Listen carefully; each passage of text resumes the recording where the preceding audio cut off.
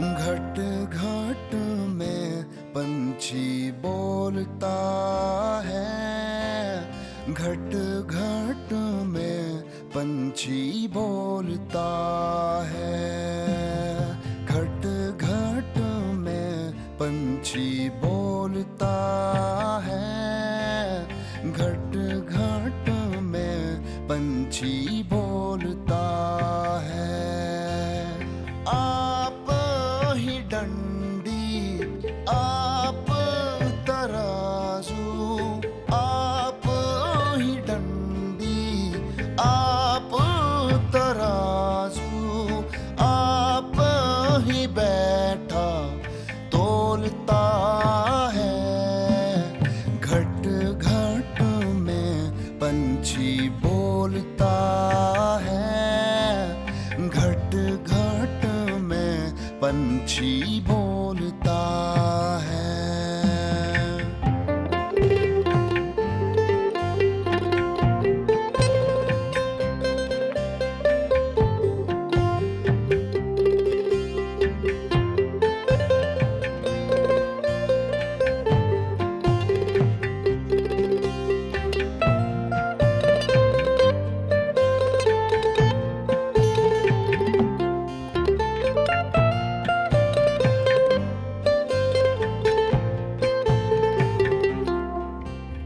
सब में सब बन आप बिराजे, सब में सब बन आप बिराजे, जड़ चेतन में डोलता है।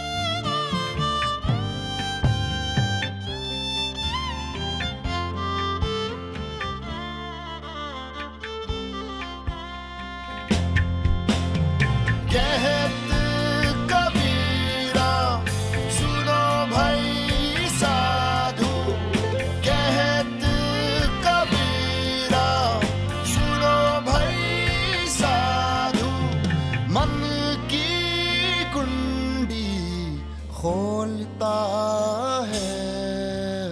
घट घट में पंछी बोलता है, घट घट में पंछी बोलता है।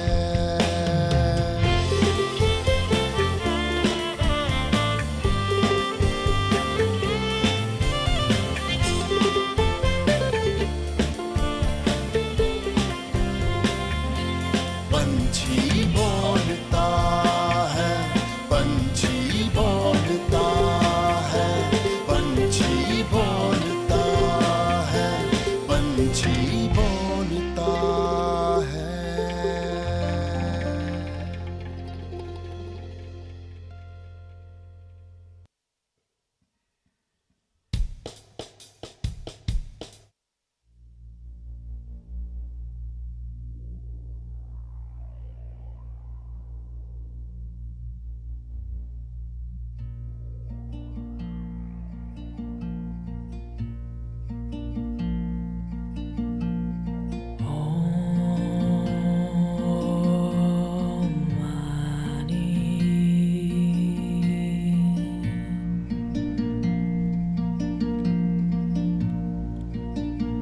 Padme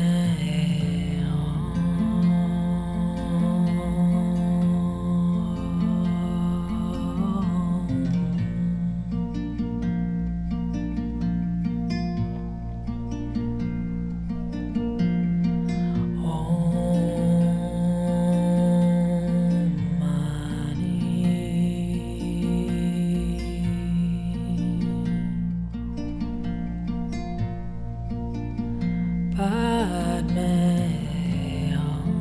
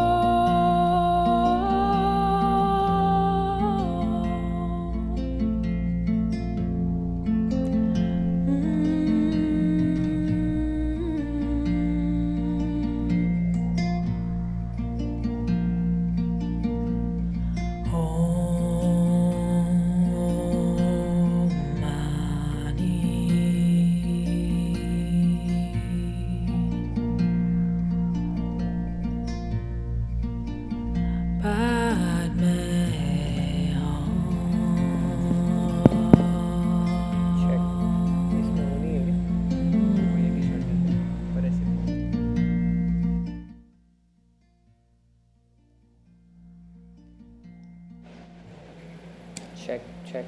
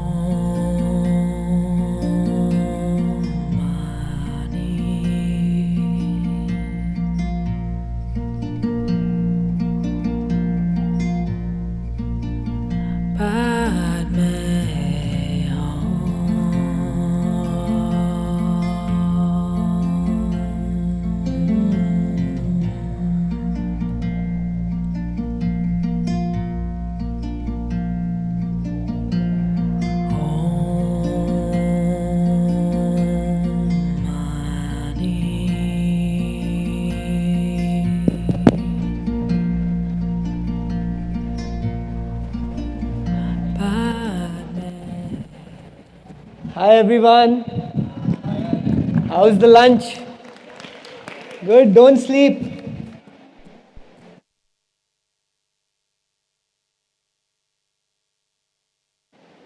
Okay, I have a request to you all. If anybody next to you is sleeping, you have to wake him up or her up, okay? And anybody who is sleeping have to do 10 push-ups. Yeah, that's and blankets to laga ke full ready to pass out. Huh? Yeah, it's chilly so that you can't sleep.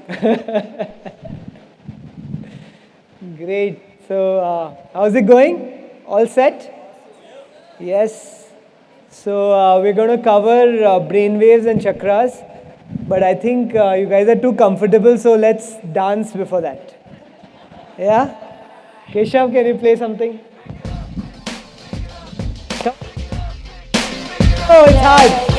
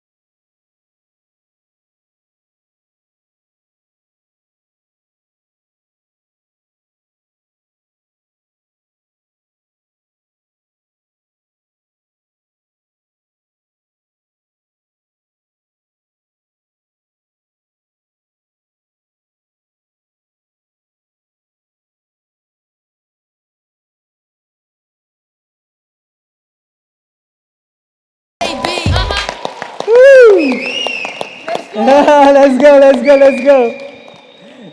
Amazing. Thank you, guys. Thank you. Some food is digested, I think.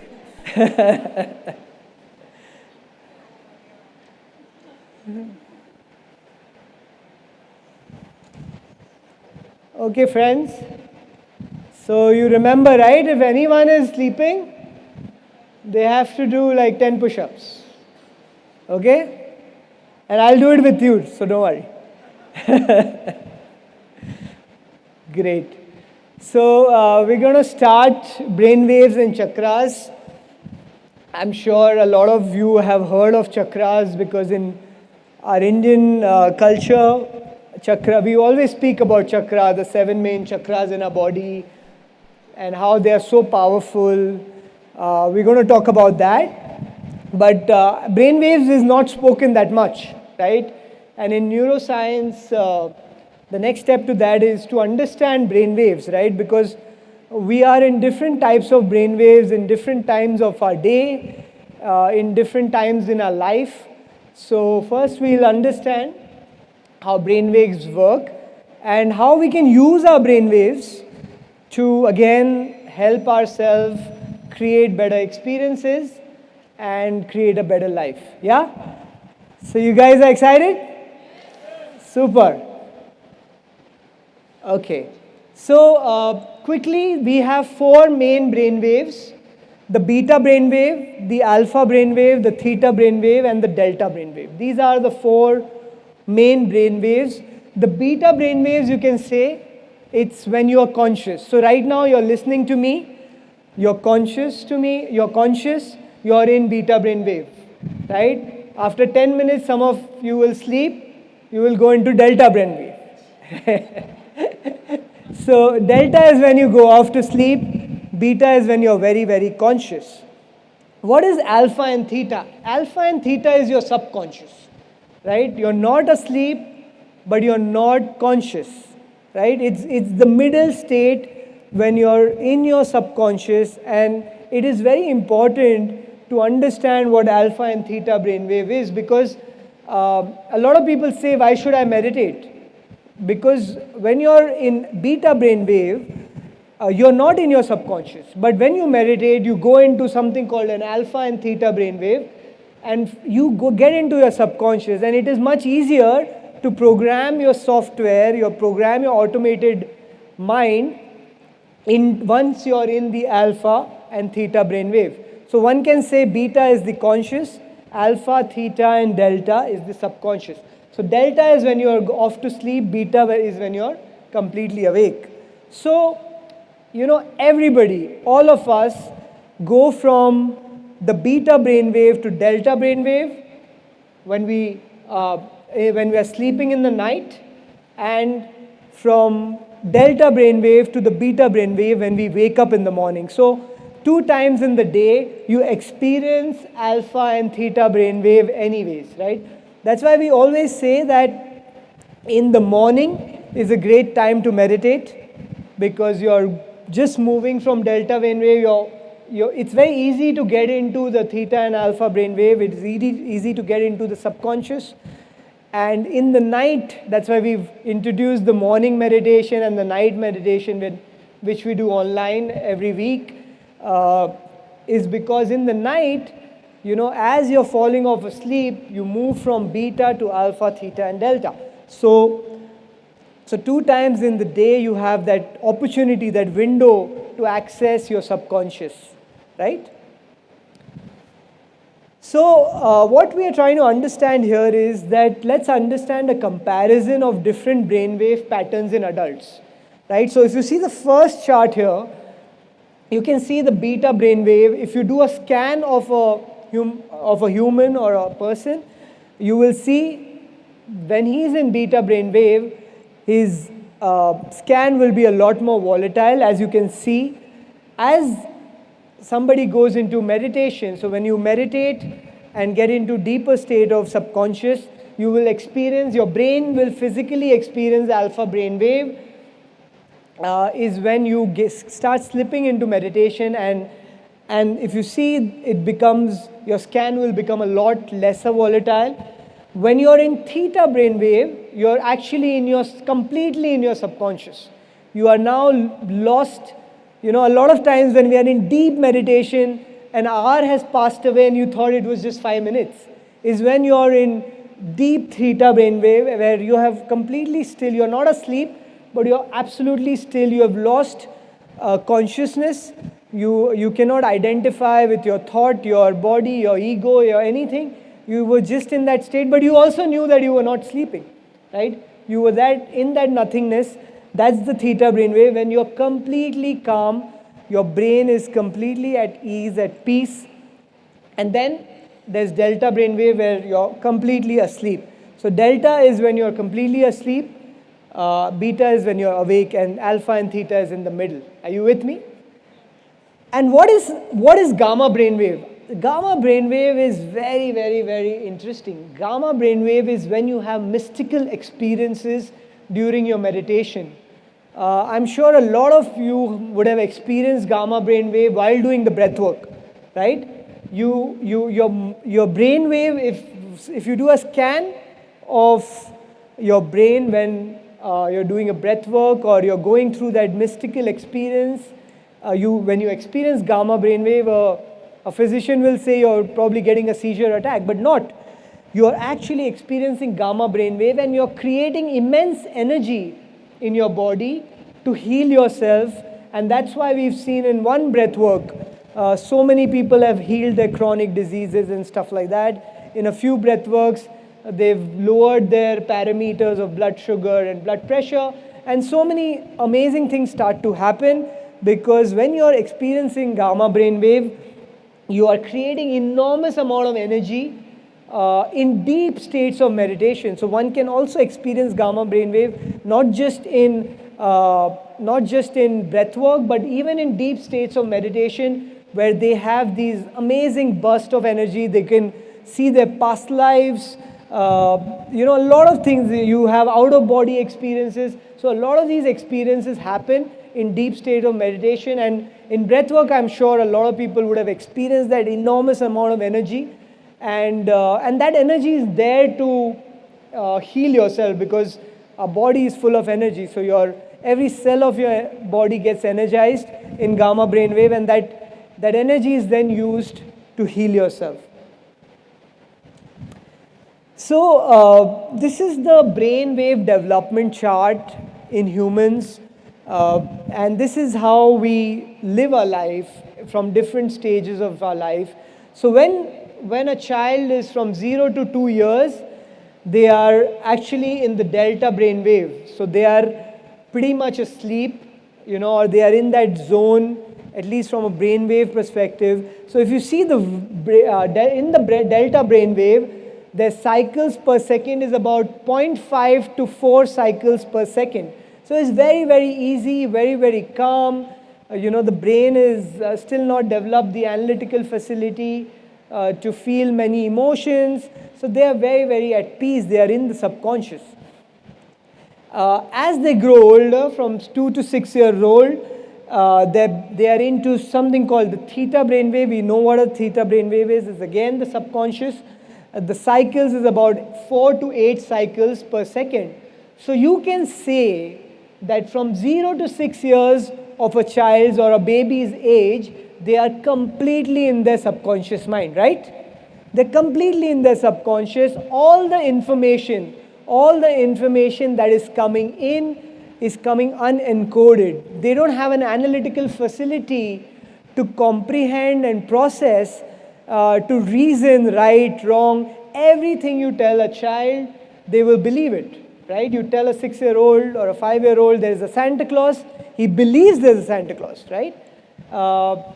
You tell a 20-year-old there's a Santa Claus, you're like, what nonsense, right? So when they're a child, whatever they hear, whatever they see, they take it on face value, they take it as reality, right? So friends, that's why when a child is young, it's very important what you say to them, what you tell them, what you think in front of them, what you feel in front of them, everything is getting absorbed.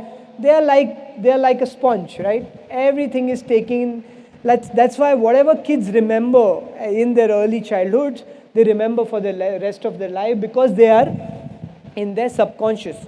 As they grow older, from 6 to 12 years, they are all still in their subconscious.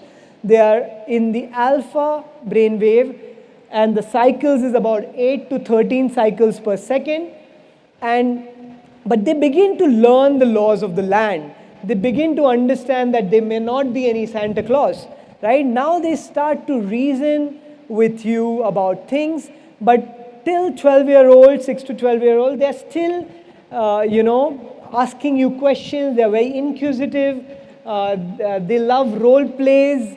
They like stories. They are in their imaginary world, right? So a lot of times when my daughter and son, they are in that 6 to 12-year-old age, they're always in the zone. Like I tell them, do something, they're always in their zone. Like you have to nudge them, but they're in their imaginary world. They like role playing. They like stories. Every night I have to tell them stories because they love it. They are in that zone, right? You tell a 6-year-old child, act like a rabbit, and you come back from work, he's still acting like a rabbit, right? You tell an adult to act like a rabbit, for 5 minutes he'll do that, and then he's like, now what do you do? What do I do next? Right? So kids in that age is now learning the laws of the land, but they're still in their imaginary world, still very, very impressionable age. So you can say from under 12 years of age of a child's life, he is soaking in everything that is going in, it's just completely going in uninterrupted in his mind. He is taking everything in his subconscious. So again, I keep telling parents that when the kids are young, just behave yourself, right? It's very important for parents to think in the right way, talk in the right way. Even if they're angry, you don't have to express your anger. I mean, you can say that you're angry, but you don't have to yell at the top of your voice, and because everything that happens in that 12 years of age, everything is going into their subconscious, and a lot of those things what they experience in their first 12 years comes out in the later years, and that's when you wonder, shit, what happened to my child? He was never like this, after like teenage problems and this and that people say, but I mean these are all things that we make up. But as parents, what happens in the first 12 years actually gets reflected. What the parents do in front of the child in the first 12 years gets reflected in the later years on their life. So very important how we treat our kids, and how we talk, how we think, how we feel, how we behave. So you have to, a lot of people tell me, but we want my kids to get into this, we want this from my kids, we want that from my kids. Like, be the change you want to see in others, right? Be that person which you want others to be. And it will always happen. The apple won't fall too far from the tree, right? Your kids will be a reflection of you, and you have to just be a example to them, and everything will fall in place. And you don't own them, right? They come through you, but you don't own them. So you have to let them be and experience their life, enjoy their suffering. Suffering is great. It dissolves your ego, and it is a great thing to let your kids suffer and go through their own journey and pain. Stand there, be with them, and be present. I think the biggest thing a parent can do is just be present, right? Just be around with their child, and then everything will fall in place, right? A lot of times we are focusing on the doing, especially with our kids. We are not focusing on the being with our kids, right? We're always focusing, you have to do this, you have to finish your homework, you have to do this. I have done so much for my child, I have taken care of him so much. That's your duty, right? But you also have to be with that child so that you bring in the best in them. And once you're being with them, you really share a beautiful bonding with that child, right? So anyways, I digressed a bit, but I guess it was important. So after the 12 years of their life, you are, the kids start to experience something called a beta brainwave. So you start with low beta brainwave, like a lot of you here are currently in low beta brainwave. You're listening in a very relaxed environment, so you're completely in low beta brainwave.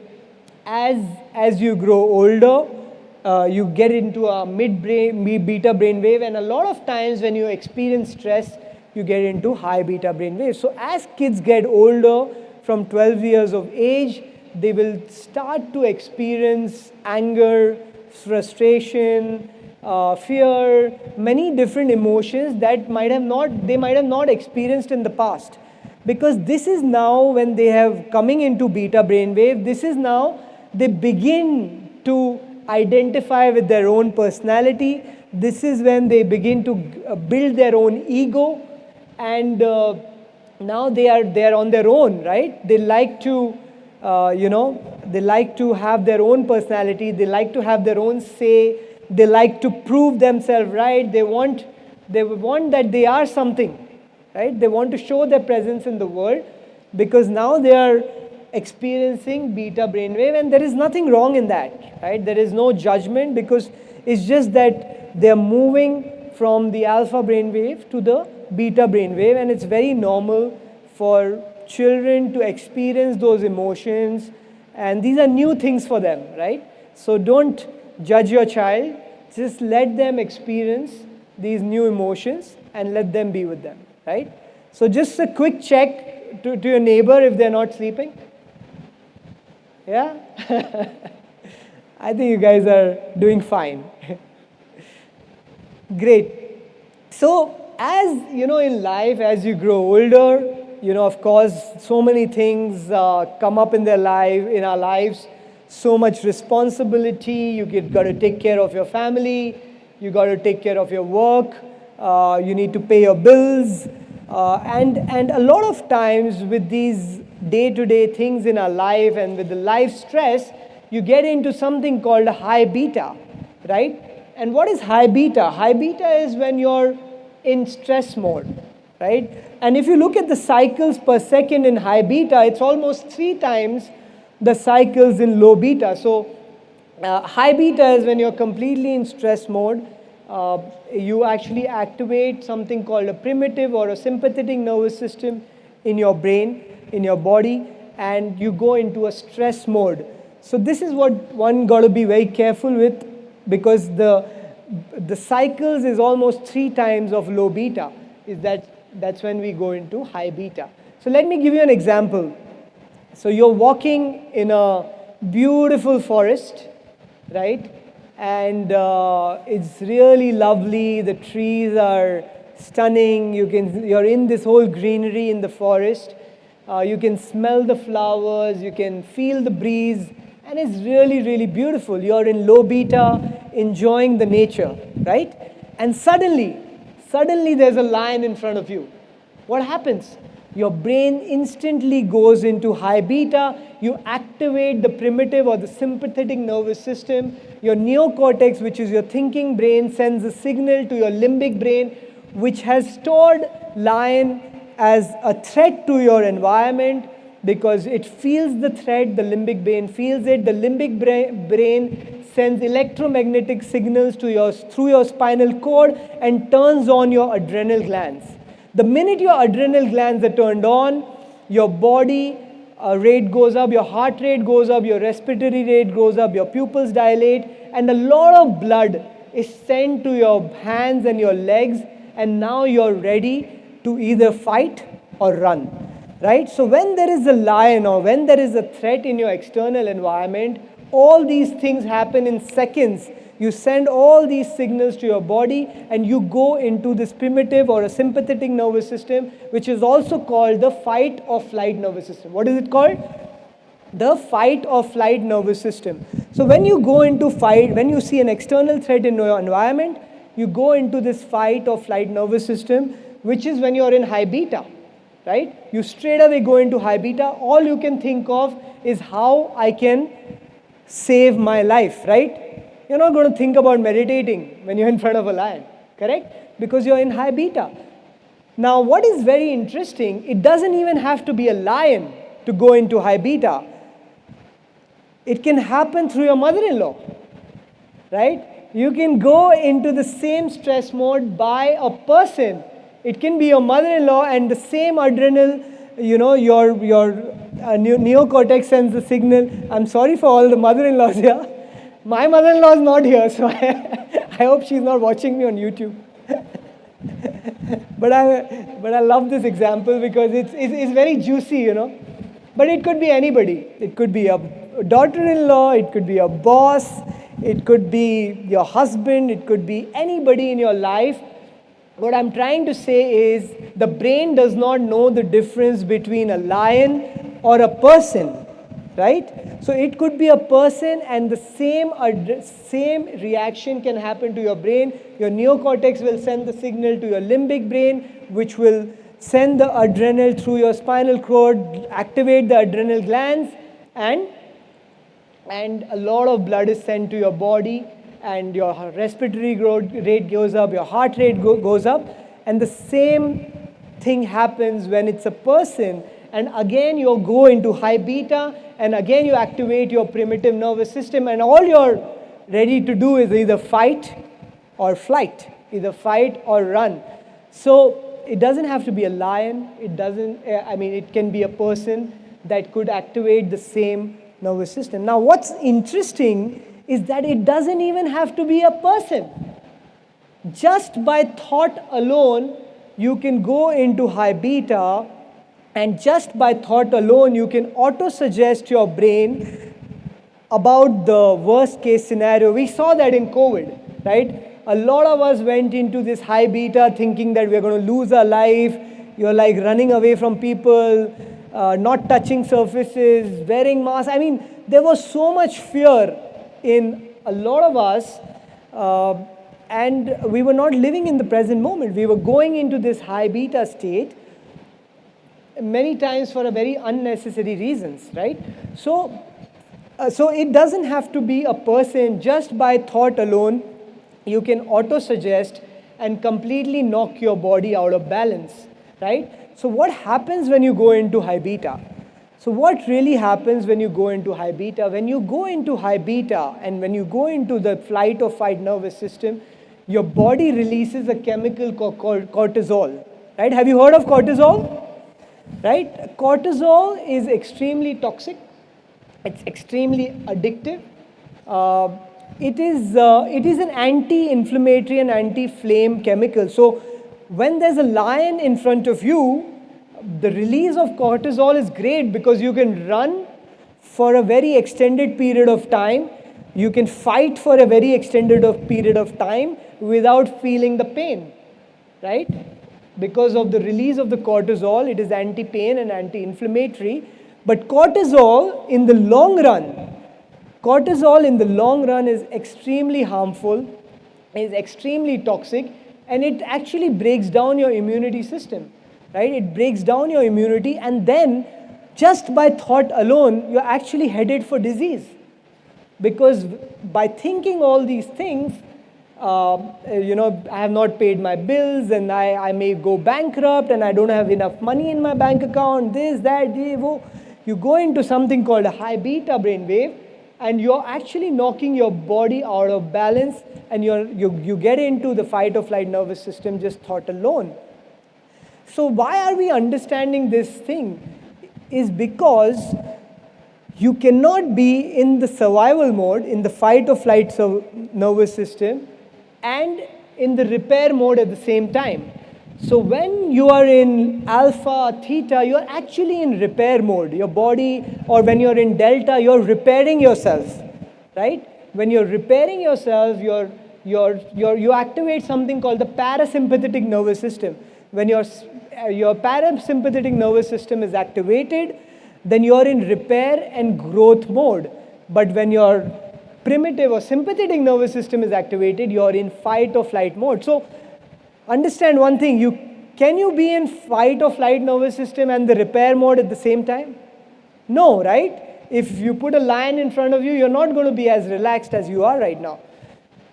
So the purpose of meditation is to go from this high beta state into the alpha and theta state so that you can get into the repair mode. Because in the high beta state, there is the highest chance of you making the worst decision, right? Because the mind becomes very narrow focused. It becomes very, very, it just wants to survive. It's in the survival mode. So the whole purpose of meditation is to get into the repair and healing mode rather than the survival mode. So think about, let me give you an example. You're sitting on a beach with your family, and you're very, very relaxed. You're thinking, you're talking to your wife, your kids, and planning your next holiday. And suddenly a tsunami comes from the sea. And what happens? You go into this high beta brainwave, right? The minute you go into high beta brainwave, you cannot think about the next holiday which you're going to take. You're not going to tell your wife about remodeling your kitchen. Only thing you're going to think about is how I can survive and how I can save my family, correct? So a lot of times we spend our entire life, many times in our day, into this high beta state just by thought alone, without having external threat, without having a lion or a thief or a killer in front of you.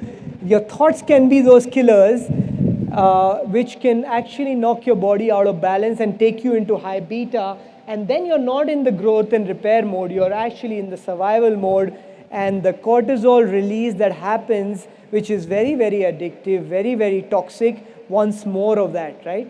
It's like gossiping, you love it. I want more of it. What's the gossip for the day? Or the news, right? Give me more. I want to hear bad things about bad people, right? It's that, it's that release of that chemical that you want more of it, right?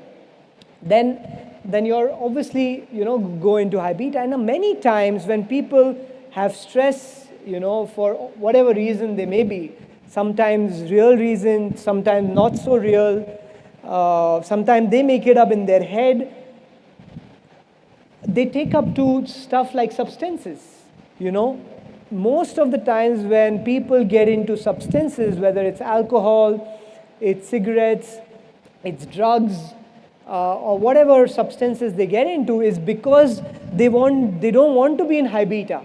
They're like, okay, when I smoke a cigarette, I feel relaxed, right? And my stress level goes down. Or when I just need one drink in the night, then I get great sleep, right? A lot of people take on to those substances because they don't know how to regulate their brain waves, right? So why should we get into substances when we have a great method of meditation and breath work? We can use these amazing techniques to get into the repair and growth mode rather than take use of these substances, right? Because the side effect of using these substances, because then one cigarette will not do it. You'll need two. Then two will not do it. You'll need three, right? One drink won't do it. You'll need 5. So that's another vicious cycle, which again is very addictive and very toxic, and again knocks your body out of balance. Correct? So what we need to do is we need to be aware at all times. And many times when we go into this high beta, you have anger, you have this, just by awareness itself, right? We can quickly understand and move, snap back. All of us go through high beta, but how quickly you can snap back into the low beta state, that's what's important, right? It's not that we'll not go there, we will, but some people can spend their time in high beta for few minutes, and some people can spend their rest of a life into high beta, correct? So it's about that awareness. It's about, because if you're in the survival mode, you have the best chance of making the worst decision. You have the best chance of choosing the worst outcome because you're only thinking object focused, right? Are you with me? Quick check on the neighbor. Anybody sleeping? Great, great, great. If you're sleeping, you can say, I was just experiencing delta brainwave. Yeah? So you'll save the push-ups. Great. So moving on to the next one. Basically, So what we're trying to understand here is that when you're in the alpha and theta brainwave, the delta, theta, and alpha brainwave, you are extremely programmable, correct? As kids are extremely programmable because they are in that brainwave. It's not because they are young, because their brainwave is young, right? The brainwave is into alpha and theta brainwave. That's why everything kids learn when they are kids, right? Like बच्चे जल्दी सीख लेते हैं, right? We all know that. Why? Because they are into the alpha and theta brainwave when they are young. Because everything they hear, they see, they do goes into their subconscious directly, and they are like a sponge, right? They are like an iPod without music. You can feed in anything you want, and it will stay there, right? It's an empty slate. It's like a video recorder. Record whatever you want in the child's brain because everything because they are very, very programmable at that age.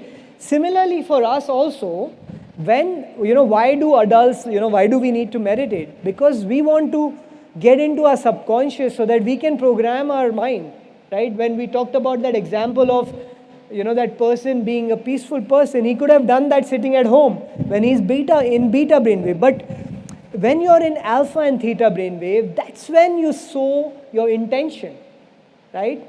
Because when you're in alpha and theta brainwave, you are into the software program, right? Otherwise, it's like you're trying to download a software, but you've not, opened the password of the computer, right?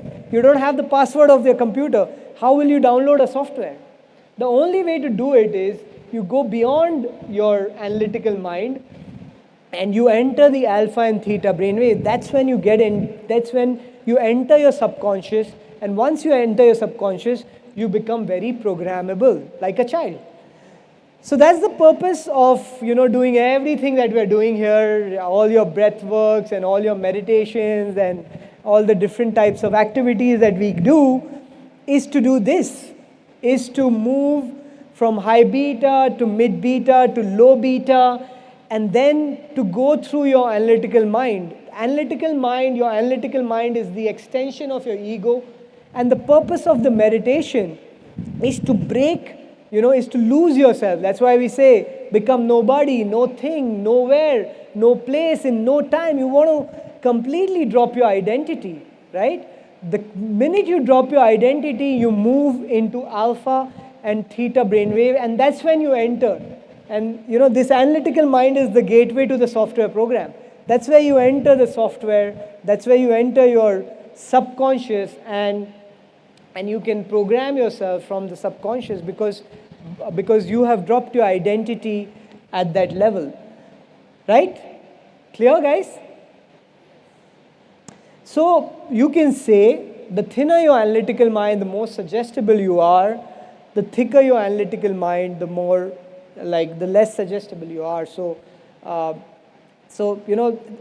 easier it is for you to quickly go past your ego, the better it is, because it is the doorway to the subconscious, right?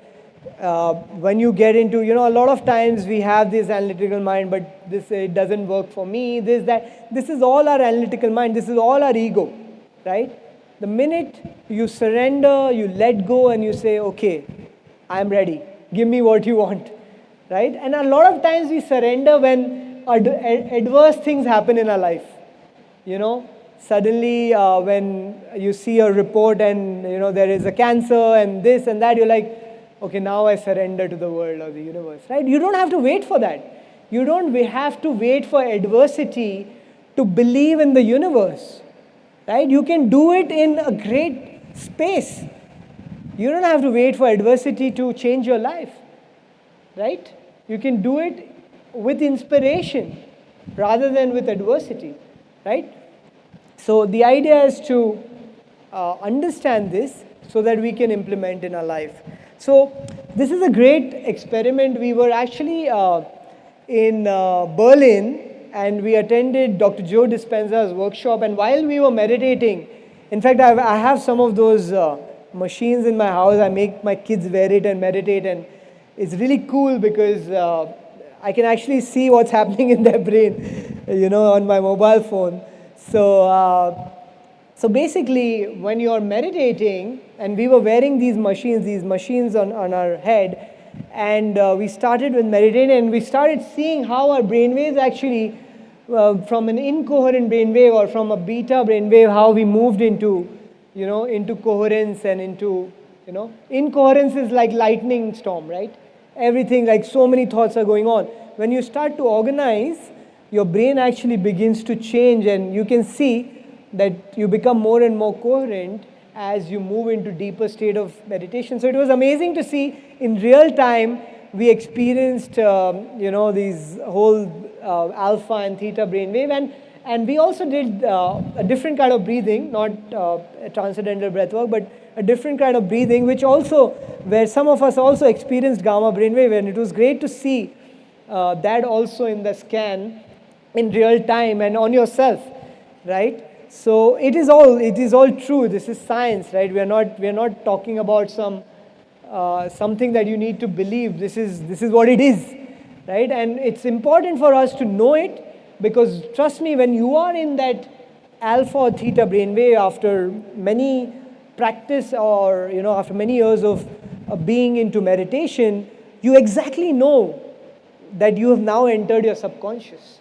You exactly know that you're now experiencing that nothingness, right? I will never wake up, I don't want to get up from my meditation till I experience that drug of nothingness, right? It's like an addiction, right? And in that nothingness is when you feel whole, is when you feel connected to the entire universe, is when you feel one, correct? So that is the purpose of that meditation. And trust me, in that moment, it's very easy to create, because you already become that person. You don't have to be financially rich. You don't even have to put that seed there, because you already feel it, right? You feel like a billionaire at that moment. You feel that, is that even more important to me, right? Because you just feel so connected with yourself that zone itself feels amazing, right? And you will experience that, because today you know it. And a lot of people ask me, but I went in that zone, what was it? So you will now learn and see what zone which you went in. Was it alpha? Was it theta? Was it gamma? The knowledge is for you to have, but the experience will actually get there, right? So combining the knowledge and experience is important. So it was amazing for us to do this test on us. It just made us believe in ourselves more, right? Sometimes you need this external, verification or external assistance for us to just believe in ourselves, so that when you have the experience, you know that, yes, I achieved it. Yeah? So the difference between a coherent and an incoherent signal. So when your mind is in high beta or not coherent, and you're having all these weird thoughts, we call it ants, automated negative thoughts, right? We all have these ants creeping in our brain. मेरे से नहीं होगा, ये चाहिए, वो चाहिए, but I'm not made for this and that, and my back hurts, nobody loves me, I can't sleep, I feel sick, there's not enough money, nobody loves me. So, all these ants keep coming in because your brainwaves are incoherent, right? Because of these high beta states, because of, the high stress state, the fight or flight nervous system, you automatically, because your brainwaves are not coherent, you get negative thoughts, right? There are times you get negative thoughts, there are times you don't get negative thoughts. The time your brainwaves are not coherent, like sitting here, you may not be getting negative thoughts, right? Because you're in coherence, you're very calm, you're in low beta. The minute you go back to your job in the office and your employee or your colleague nudges you and triggers you at the wrong place, and then suddenly you're like, you idiot, So the idea is awareness, right? We all go through that high beta state. How quickly you say, no problem, I still love you, give me a hug, let's move on. Right? So the minute you start making your brainwaves coherent, you start feeling whole. You'll start loving your life. You feel more spontaneous, right? You are able to take decisions just out of your gut, right? You feel a lot more clear. You start trusting the universe, right? Even in your most adverse situation, you're like, I have full faith in the universe. I believe in what's happening, and I have faith in the universe, and I will overcome this because I trust the universe.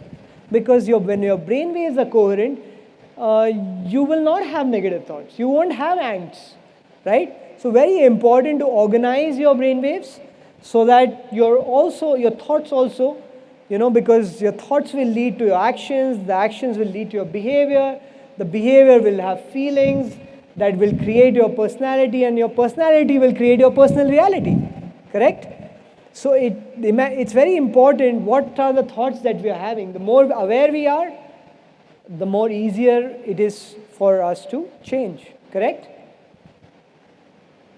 So you can say that incoherence brainwave is disease, right? It's the starting of disease, right? A lot of times the disease actually comes much later. But all these, years of stress and this and that is what causes the disease, right? So it all starts with an incoherent brainwave. So the minute your brainwaves are incoherent or you have these negatives, or you can cut it off, and the more aware you are, you will not head towards disease, right? And meditation is a great tool to do that. Meditation is the tool that can keep you into awareness through the day. Right? It's not just awareness in that 1 hour of meditation. It's awareness through the day. Otherwise, it's like having organic breakfast in the morning and eating junk through the day. Yeah? So meditation is just that organic breakfast, but you can't eat junk through the day. You have to stay in the awareness, which you've learned in your meditation, through the day, so that you don't get into the incoherence. And when you start meditating and you start staying in awareness, you get into coherent brainwave, and that's when healing begins. That's when we start to heal ourselves. Right? Are you with me, guys? Good. Quick check on your neighbor. Great. Okay. So, it's always difficult to take a session after lunch, right? So, I have to make sure that I nudge all of you. Yeah? And sorry? Yeah, I try. Great, thanks. So there is an inverse relationship between an adrenal hormone, which is your, we talked about, the cortisol levels. So there is an inverse relationship between cortisol levels and melatonin level. How many of you have heard of melatonin? Yeah? Right. So melatonin is it is a repair drug, like a lot of, it puts you to sleep. Sleep repairs you. A lot of times when we have jet lag, we have these melatonin pills. The idea is to just repair. But your brain, your pineal gland actually releases melatonin. So when you're doing breath work and meditation, your pineal gland releases melatonin, and there are a lot of advantages when you release melatonin. So there is an inverse relationship. When your cortisol level goes up, your melatonin level goes down. So when you're into high beta state, so you must be experiencing it. Every time you have stress in the night, you're not able to sleep. Correct? Because your melatonin level goes down, your cortisol level goes up, and you're not able to sleep because the stress level is high. The minute you calm yourself down, your melatonin level goes up, your cortisol level goes down, and you can sleep. So a lot of advantages of melatonin, it stops cortisol level that we all know, improves, lowers your triglyceride levels, heightens your immune response, increases lifespan by 25%. So if you meditate and do breath work, you will live longer, right? You will have more time to spend with your family. You will have more time to make more money. A lot of people say, I don't get time to meditate. I say, you will have 25% more time in your life. If you're going to live for 60, you will live for 80, right? So you'll get 20 more years if you meditate. So the melatonin level is a great chemical that our brain releases, our pineal gland releases, and it reduces body fat, right? The melatonin reduces body fat, so you can look more slimmer, thinner, and you know, you can it increases your REM sleep, so which is more deeper sleep, promotes DNA repair. So a lot of benefits of melatonin, and you know, it's very important that when your pineal gland is releasing melatonin, you actually experience that repair and growth mode. It's connected to your brain waves, right? You get into that, automatically get into the low beta and alpha and theta brainwave when you release melatonin in your brain. So these are some of the happiness chemicals. We call it dose. What is dose? Can anybody tell me what dose is? Yeah, it's there, right? So dopamine, oxytocin, serotonin, and endorphins, right? These are happiness chemicals. There could be many ways to get happiness. You can get happiness by shopping. You can get happiness by looking at Instagram, right? You have to choose what is kicking your dopamine level. But a lot of times we are living for these happy chemicals, right? So I talked about small wins, right? Just wearing, if you want to go for a run, just wear your shoes and be ready for a run. That's a celebrating small win, and you celebrate, yay, I wore my shoes today, right? After 1 week, you'll go for a walk, yay, I went for a walk. You know, we get so upset by small things, but we don't celebrate small wins, right? We have to celebrate every day, yes, I lived today, I didn't die, you know, correct? So celebrating small wins gives us dopamine, completing a task gives us dopamine, listening to music, sometimes eating good food, you know, these gives us these dopamine highs.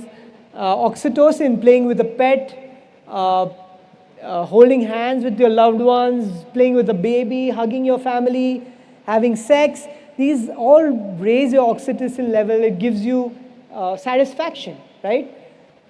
Serotonin, meditation, running, sun exposure. You know, a lot of times when you go in for a walk in the morning in the sun, it just feels nice, right?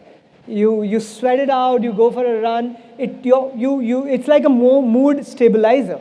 So dopamine is reward chemical, it's a reward chemical. Oxytocin is the love hormone. Serotonin is the mood stabilizer. So sometimes when our mood is not good, just go for a run, right? I do that.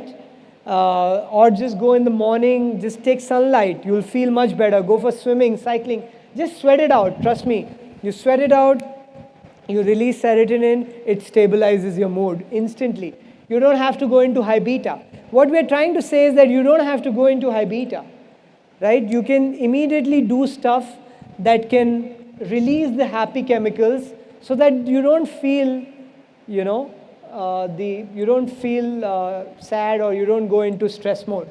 Endorphins, painkillers, so laughter, you know, a lot of people go to laughter clubs, you know. I used to find it very funny and amusing.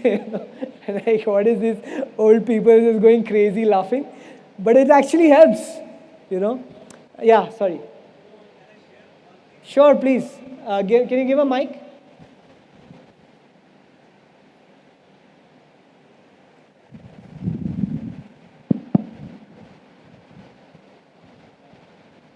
So as we were saying that exercise and all increases these hormones. So apart from the laughter club, there is a meditation which is like inner laughter.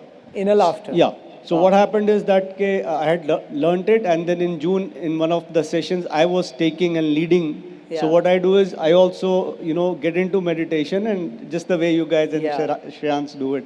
So what happened is, interestingly, from 6 a.m. to 6:40 is the meditation. Yeah. So around, you can have a closer look, around 6:15, my band showed and this is the time when I'm conducting the meditation. Yeah. I go down into a deep sleep. From the regular sleep to deep sleep, I have dipped down. Yeah. Within that, so there was a recording, as you said, that you get the brain waves recorded. So Correct. in my normal band, I could. With your band. So I was very shocked that I was speaking. And you, while doing that, you went into I dipped down, so there was a physical evidence of that. That these are created, and you get a high of melatonin. Yeah, as that's well. amazing. Right. So I think I shared it with you. No, that's amazing. And these what he said is great, because these days you have these Whoop bands and Apple Watches and all these things where it's not a mystery anymore, right? You can actually track your sleep. You can. It's amazing to see in real time. When we did that, the levels dropped. Yeah, but After the meditation, I was just casually seeing that what was my last night's sleep. yeah. I suddenly realized that there is a dip around 6. I said I wasn't sleeping at that time. I was doing the meditation, and then it, suddenly realized that it is recorded it and happened. Yeah. So it was an amazing experience. Amazing.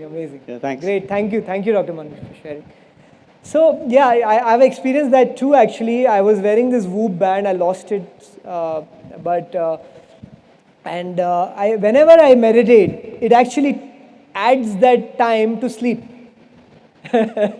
So it actually, and deep sleep, right? So it basically that means that I go back into growth and repair mode while meditating. So it is taking that time into consideration. So yeah, so coming back to endorphins, which is your painkiller. So laughter exercises, essential oils, sometimes watching comedy movies, having dark chocolate, exercising, brisk walk and running, again releases endorphins. So we call it dose.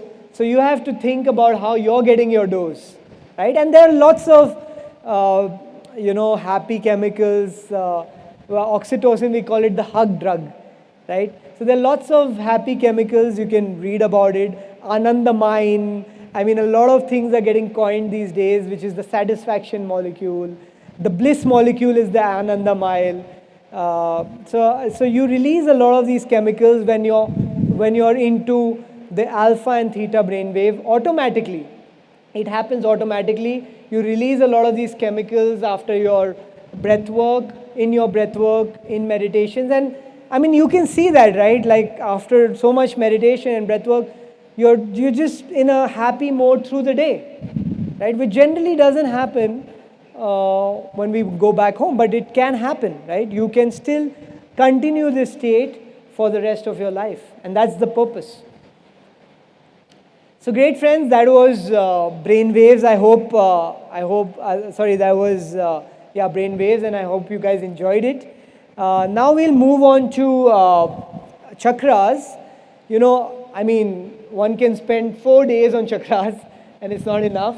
But what we're trying to do in chakras is, one is, of course, understand each of our chakras and how a lot of energies get stored in different parts of our chakras, and a lot of these energies are stored in our lower chakras. So, lower chakras are not negative chakras, but a lot of, they are very, very powerful, right? Our Mula Bandha, our Swadhisthana, the navel chakra, these are very, very powerful chakras, but a lot of our emotions, the negative emotions, are stored in some of these chakras. So when energy becomes stuck in our body, it cannot flow to higher chakras, right? Since emotions are energy, we all know that emotions are energy, right? And I'll show you some work which proves that every emotion has energy, right? So since emotions are energy, these emotions get stuck in different parts and different chakras, and we cannot evolve. So through the journey of our life, many times through childhood or many times through past life, I've seen people, when I used to, with Dr. Newton and some of these past life regression therapists, when they talk about their past life, they have this, like my sister, she had this crazy stomach pain and stuff like that, and she could not conceive, So a lot of things happened because in her past life she was stabbed in her stomach, right? And when she released that pain and that emotion in the regression, everything that pain got healed, and she conceived. She had a baby. So it's amazing that that a lot of these emotions get stuck in different energy centers in our body, and the minute you resolve that emotion, it resolves the problem or the pain that you carry in your body. So if you look at our third center, which is the solar plexus, we also call it Manipura chakra. So in a Manipura chakra, you store emotions like competition, control, impatience, ego. So a lot of these survival-based emotions get stored in your third chakra. In your navel chakra, emotions like guilt, shame, pain, unworthiness, lack, victimization get stored. In your Mula Bandha, which is the root chakra, sexual addiction, anxiety, molestation. So a lot of those emotions get stored. Friends, you don't have to live in these emotions. In 1 second, you can just live in the now, in the present. But why we are telling you is a lot of times these emotions do get stored in these chakras, and the minute you start meditating and you start balancing these chakras, automatically the energy begins to flow. And once you have this knowledge, you can circle back and see what happened in your life, and are you storing any of those emotions which could be there, which could have been stored in any of these chakras. So that's why we will do the chakra meditation. Anyways, in meditation, you balance your chakras, but today what we will do is we will focus, wherever you place your energy, wherever your attention goes, your energy flows. So we will pay attention to each one of these chakras, and we will balance these chakras so that if there is any unresolved emotion, we just clear it out and make the flow easy. So, that's what we're trying to understand in this chakra session. So if you look at the lower, this is the divide. If you look at the lower three chakras, all the emotions, and we call it survival-based emotions. So when you're in high beta or when you're in that state, the emotions that you feel are more survival-based emotions: hostility, sadness, guilt, shame, depression, doubt, fear, anger, insecurity, worry, anxiety, judgment, competition. These are all survival-based emotions, and they're all linked to each other, right? Feelings are a group of psychological sensations. If you change one, you change all, right? You change one feeling, you change all. Like Gandhi said, life is an indivisible whole. Everything is connected, right? So all these emotions are connected to each other. You let go one thing, you automatically start to release. And the minute you start to release your emotion, you unmemorize your emotion, you start liberating energy. And now that energy is there for you to heal and grow and repair. So you can see that a lot of these emotions get stored, and we call it survival-based emotion. As you start going into alpha and theta brainwave, you move into creative emotions, more selfless emotions like gratitude, love, joy, peace, inspiration. You start trusting the universe.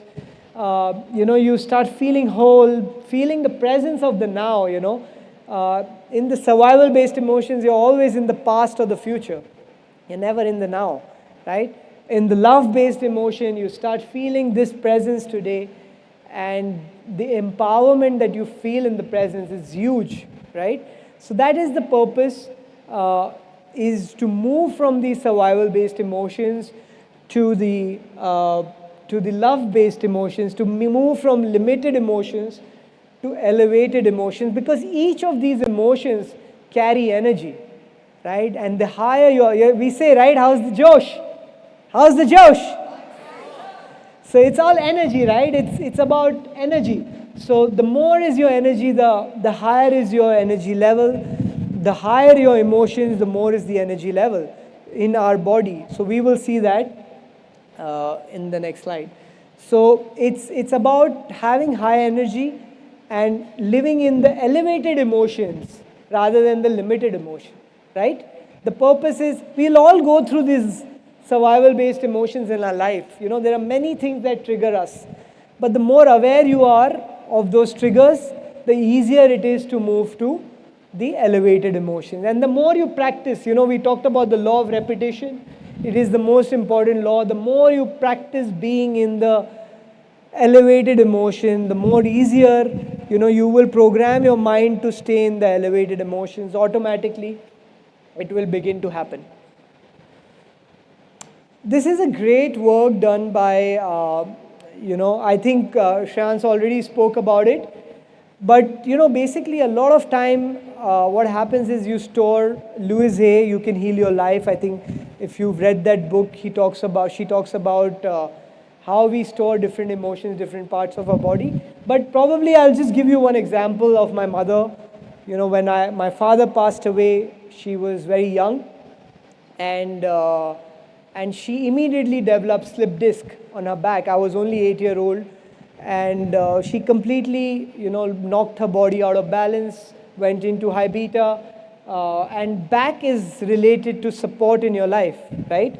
So she lost the support of her life, and immediately she had a slip disc. She had to go through surgery. She suffered for 10, 15 years, but then she realized that this is not where I want to lead my life. And today she's 75 years old, and she's my inspiration. She's healed all her problems, and today she travels more than any of us, you know, and she will attend all our workshops. So it's amazing how her determination to heal herself through breath work, through pranayam, through yoga, through meditation. She gives 5 hours every day to her body. It's unbelievable, right? And it's an inspiration to see that after going through so much in her life, she came back and healed all of her issues. She's off medication, and each one of us can do that, right? One thing that we need is our will and the knowledge and understanding that most of our diseases that we carry in our life is because of an unresolved emotion. And once you resolve that emotion, the disease will automatically heal itself, right? Are you with me, guys? Super. So this is, again, the level of emotion. Amazing work. I don't know if you've read this book called Power versus Force by David Hawkins. So what I saw in this book was that he, through kinesiologist, he's a kinesiologist, he has actually measured the energy of every emotion, right? Can you believe it? Like actually knowing what is the measure of, it's like weighing your weight, right? It's like now you can weigh the emotions and the energy of that emotion. So if you look at shame, it's probably lowest in the rung. So he scaled it from 0 to 1,000, and each of these emotions has an energy. So shame is 20, guilt is 25, apathy, grief is 50, 75, fear is 100, anger is 150. Then you start going into the the love-based emotions, and courage is 200, love is 500, peace is 700, enlightenment is 800 to 1,000. So just imagine what is the energy we want to live in, right? So what is the emotion that we want to live in? So the minute you are in this love-based emotion, the minute you are in the peace emotion, the joy emotion, the enlightenment emotion, right? You have that kind of energy in your body, right? You tell people, right, I love your energy, because their emotions are at that level, right? Because of their emotions, the energy is high. So you change your emotion, you change your energy, and now it is proven. It's not some, is not some random gyan, right? It is all proven to know that once you change your energy, once you change your emotion, you actually change your energy, and energy drives everything, right? The more is your scale of energy, you have that much more energy to heal, correct? So this is my last slide, and basically we live in two states of mind and body, right? The first state is the animal state or the human state.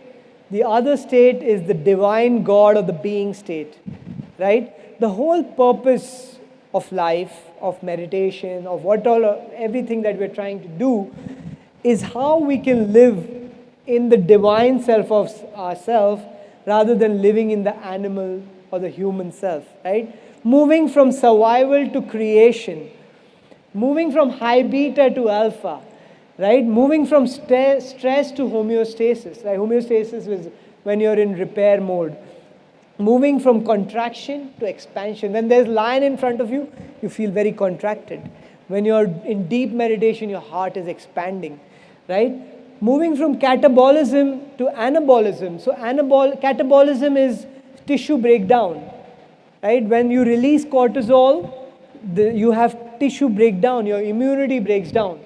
When you release melatonin, you go through tissue repair. So anabolism is tissue repair, right? Moving from disease to health, moving from imbalance to order, from breakdown to repair, from degeneration to regeneration, right? When you're in the elevated state, when you're in the repair mode, you're actually regenerating, correct? When you're in deep sleep, you're regenerating.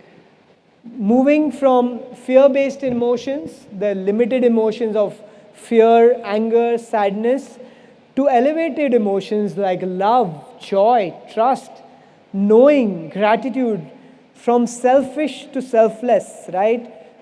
When you're in high beta, you're obviously very selfish. All you want to do is save your life. When there is a lion in front of you, you have to run and save your life. You're very, very selfish, right? Like in COVID, we all became very, very selfish, right? You just wanted to save your life.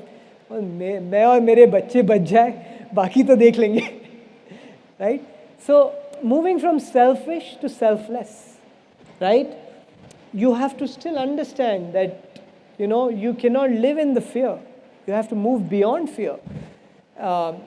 Moving from the environment, body and time to no thing, no body, no time, right? Understand that we are living in linear time, right? There is no time, there's no body, there's no environment. Losing that identity. Moving from energy loss to energy creation. You create energy when you're in the divine self. From emergency mode to repair mode, we talked about that. From object focus to open focus. When you're object focus, you're obsessing about one thing. When you're in stress mode, that same thought keeps coming to you, same thought keeps coming. I have to pay my bill, I don't have money, right? Or whatever that thought is. You're being very, very object focused. You're not being open focused. Maybe some miracle can happen, right? Maybe you'll win a lottery, or maybe you'll get an extension. Something can happen, no point thinking about that one problem again and again. From feeling separate to connected, you feel separate when you're in the limited emotions, when you're in elevated, you feel connected. You feel everybody is one. We are all one, right? From living life, determining reality by our senses to going beyond senses, right? Our life right now is all about our senses.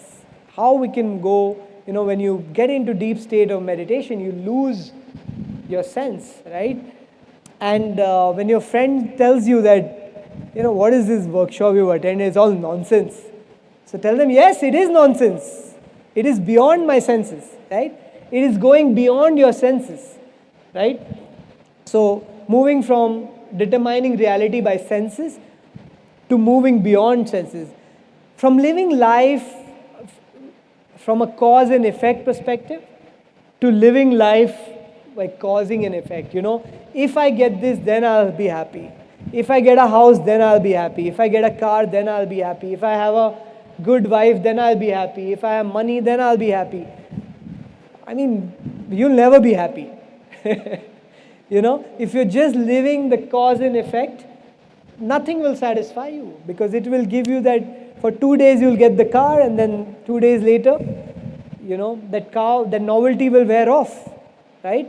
So rather than living life from a cause and effect, if this happens, then I'll be happy, let's cause and effect. Let's just be happy for no reason, unconditionally be happy, right? That's when you cause and effect. That's when everything will fall in place, because you're already there. You're already feeling it.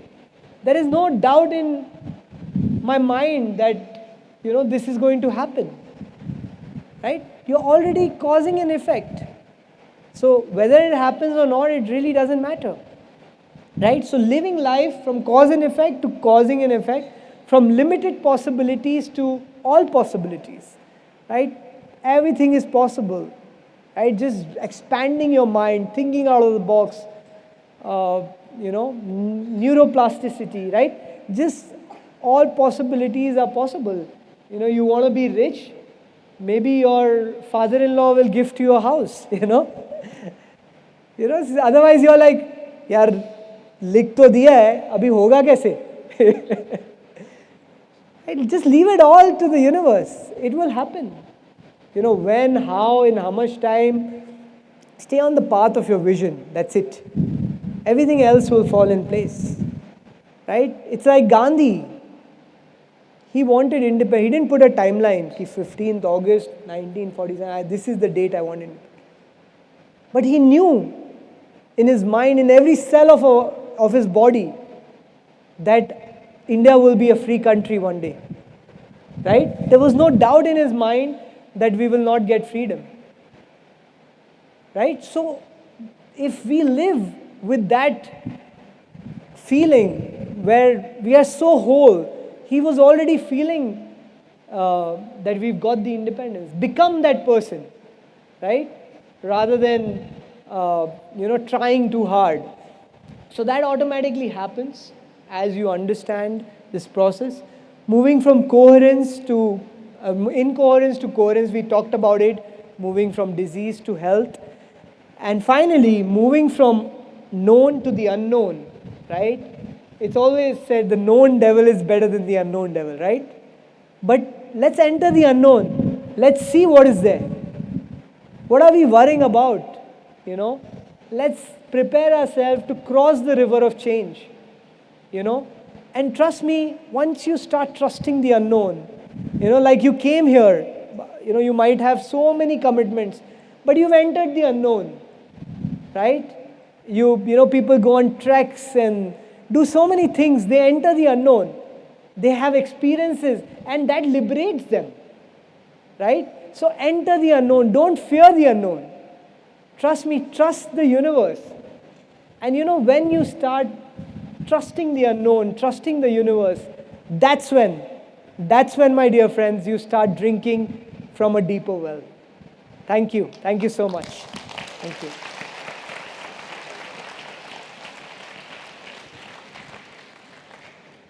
So, you want a 2-minute quick break? Yeah? And then we'll start the chakra, like 5 minutes, and then we'll start the chakra meditation. Yeah? Thank you.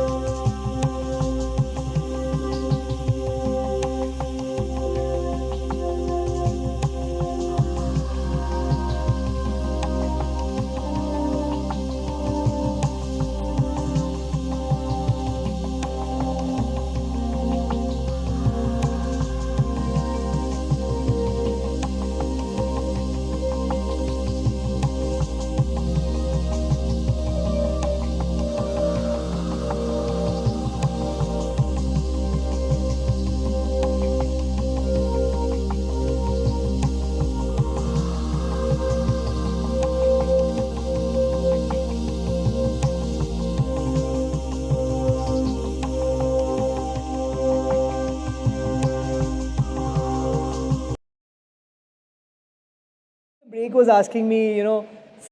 was asking me, suggest me some device, and also, frankly, I'm not very pro many of these devices because it's good to track for some time, but once you get into your routine and stuff like that, I mean, many times otherwise you're always obsessing, abhi mera heart rate kitna hai, So you have to make sure that, you're using it, they're not using you. So it's good, but it's sometimes may not be as good. So yeah, that's our take. Great.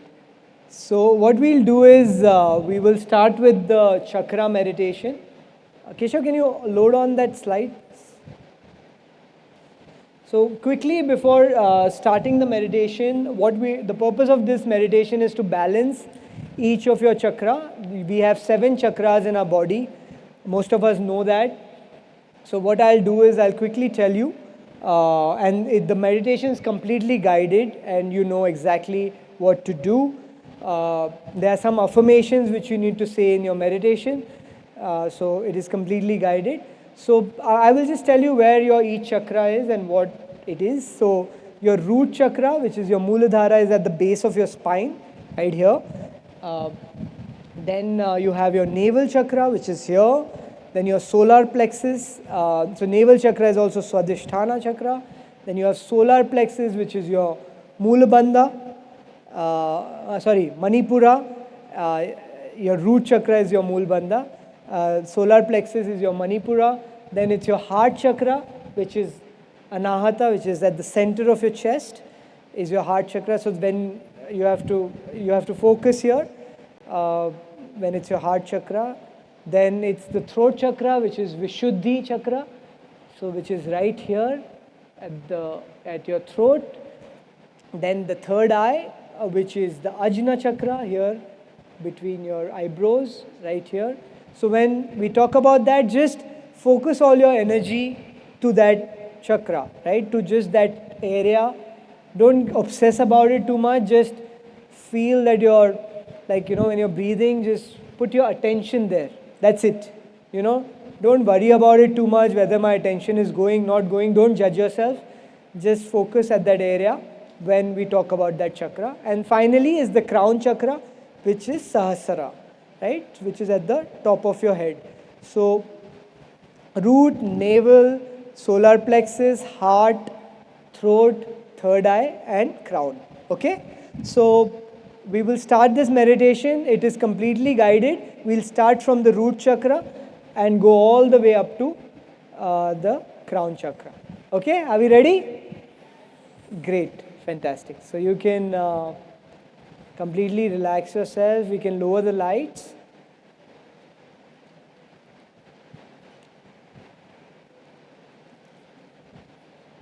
And you can close your eyes gently. Be comfortable.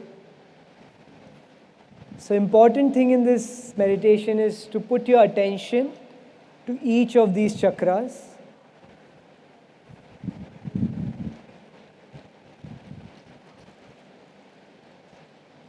Let's begin.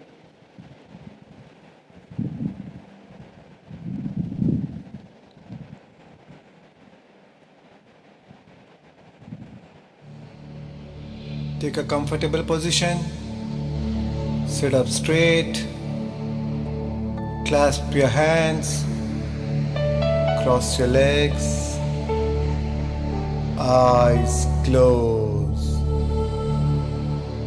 Today,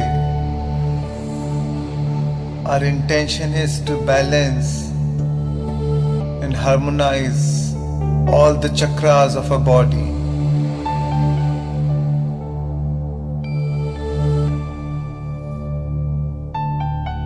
Harmonize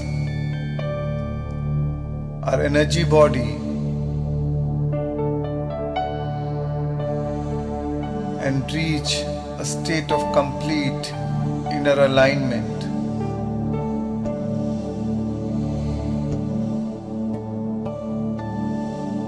Our chakras are the energy centers in our body.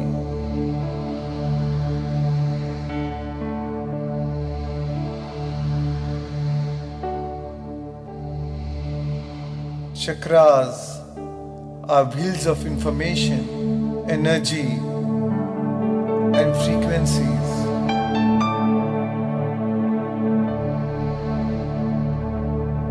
So today we are going to combine music, certain tones and frequencies, harmonics, and our intention to harmonize and balance these energy centers. Allow the sound to do its job. Let it flow to your energy center. The process of this meditation is simple and is a great way to move from your old self to a new self. The first stage of meditation is brain coherence, where you make your mind empty, lose your identity, drop all resistance, and raise your vibrations. Then we move to the second stage, where we'll put awareness to each and every chakra one by one, starting from your root chakra till your crown chakra.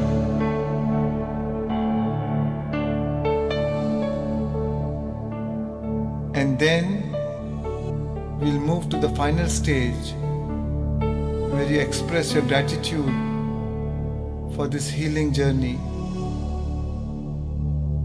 and we'll end by a beautiful song.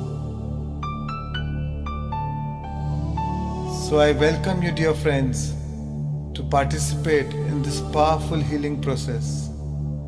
I hope you enjoy it.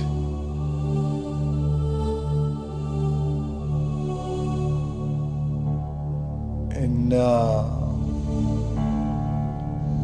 gently shift your awareness to your nostrils.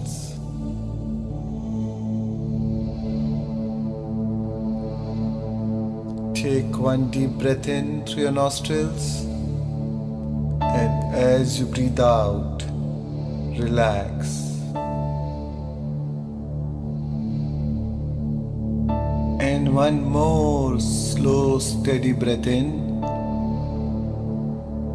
and as you exhale, let your whole body relax.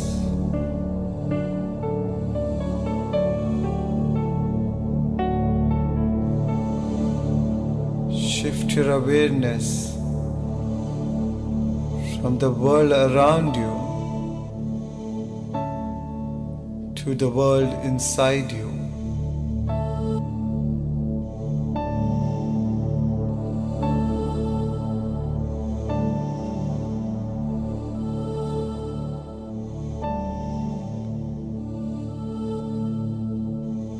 At this moment of time,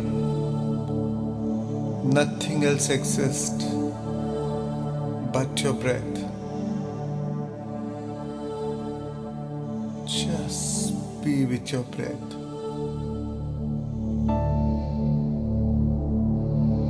Normal, natural, simple, easy, relaxed breathing.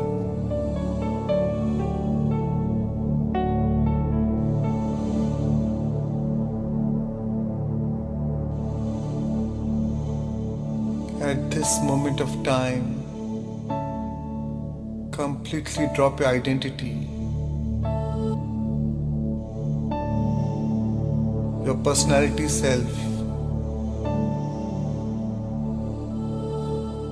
your ego,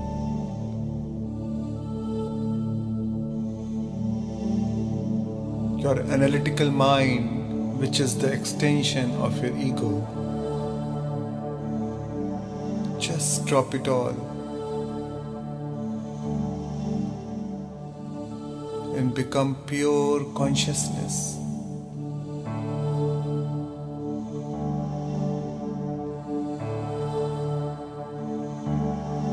withdraw your attention from all people, places, things, time and event, and just be with your in-breath and out-breath.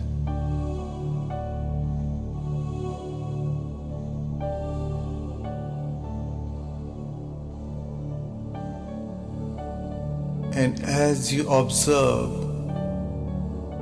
each and every breath coming in and out of your nostrils, sense the temperature in your nostrils.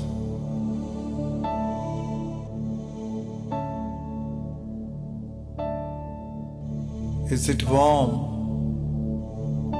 or is it cooler? Sense it. Are you breathing deep or shallow? Observe.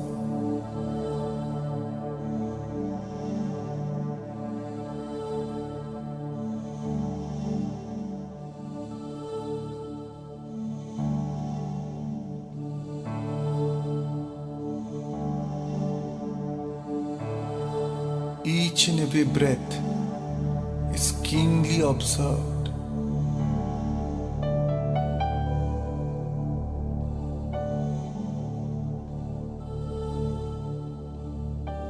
Let not a single breath slip by without your awareness.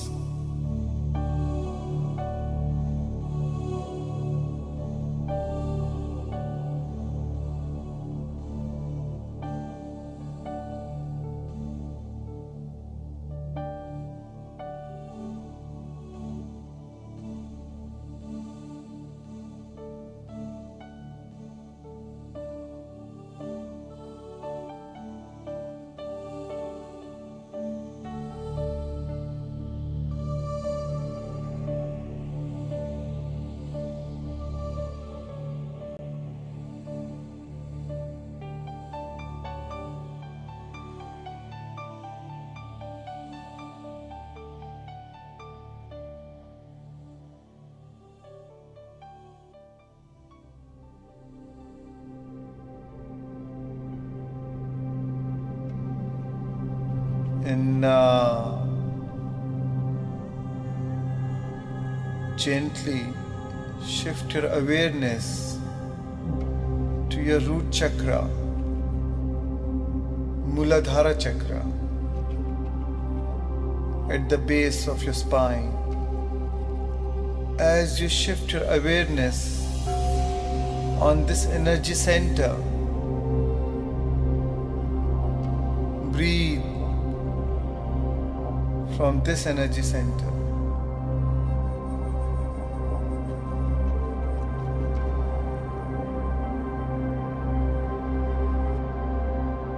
Remember, wherever your attention goes, your energy flows.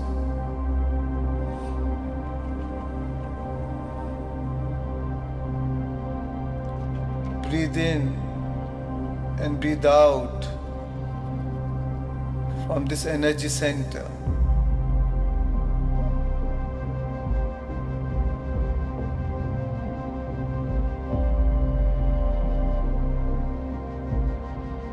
The Muladhara chakra represents element earth in our body.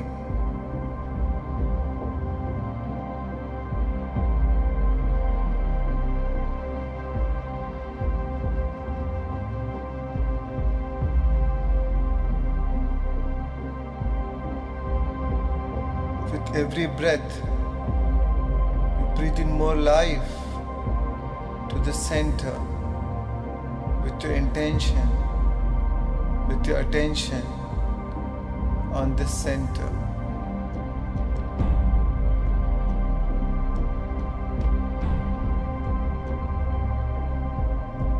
And now, mentally repeat with me. I am safe, supported, and nurtured in this world.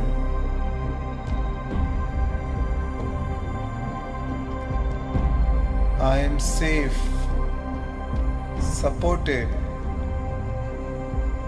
and nurtured in this world. Feel it as you breathe from your root center.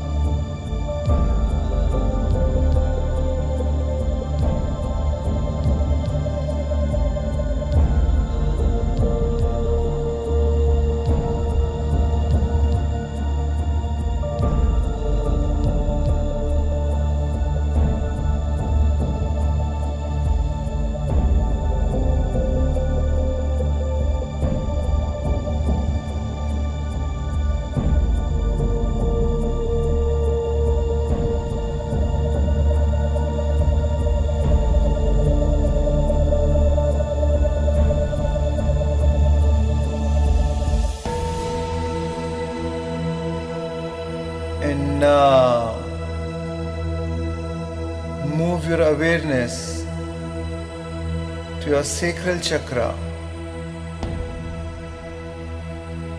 the Swadhisthana chakra, located in your sexual organs.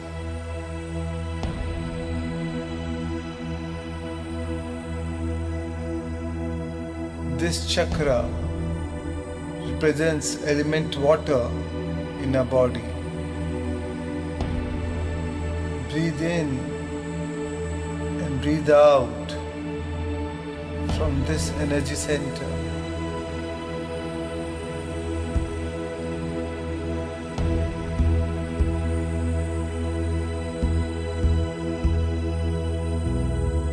With every breath, you are balancing and harmonizing this center. With every breath, you infuse more life to this center.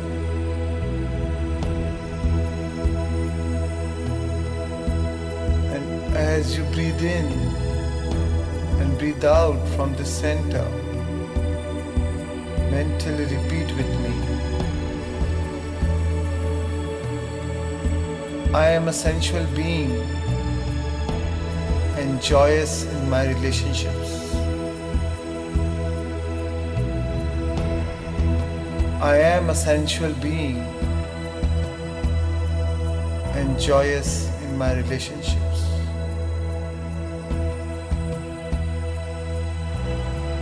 Feel it.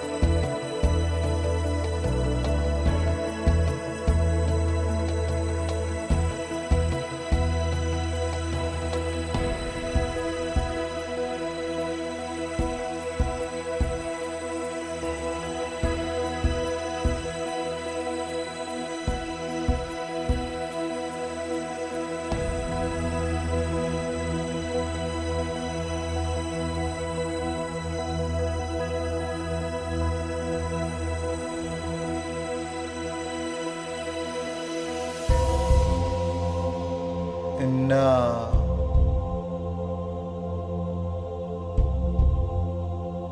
move your awareness further up to your third center.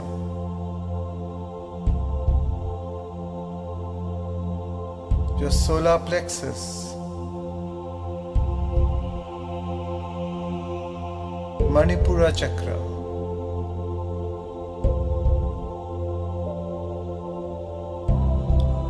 Just above your navel.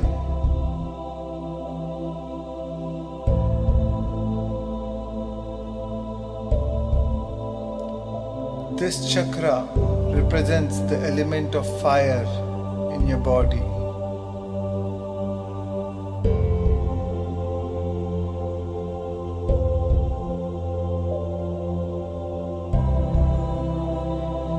Breathe in and breathe out from this center.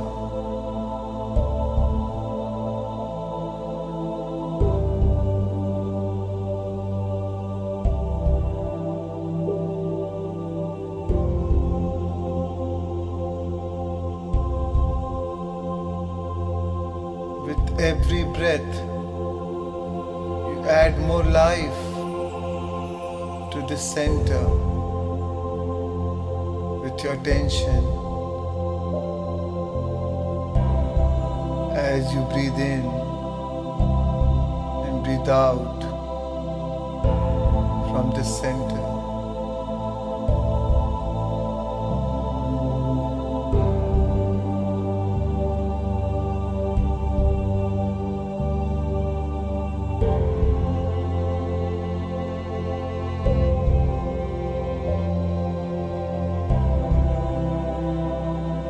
Mentally repeat with me. I am confident and powerfully centered in my purpose.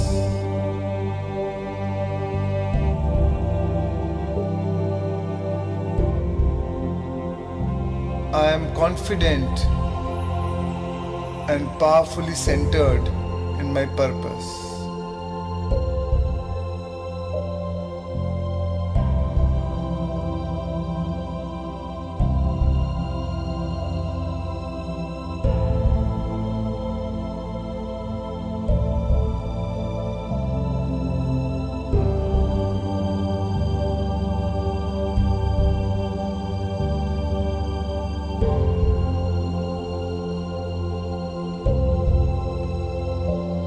This is the center for energy and vitality.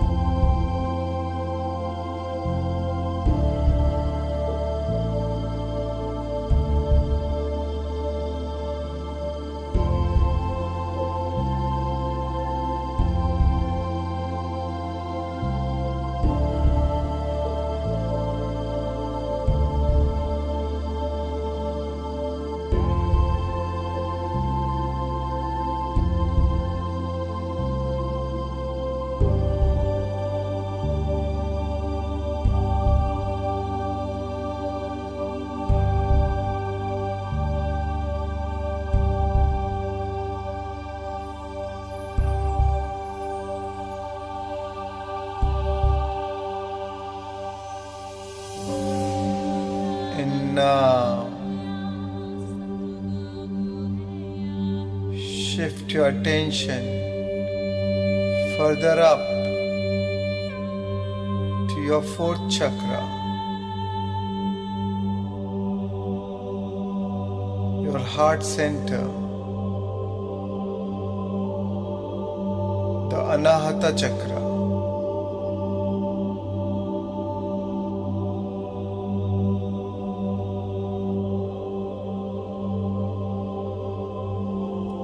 This chakra represents the element air in your body.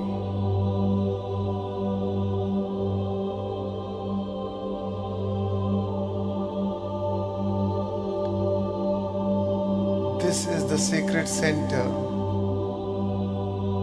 where we create from.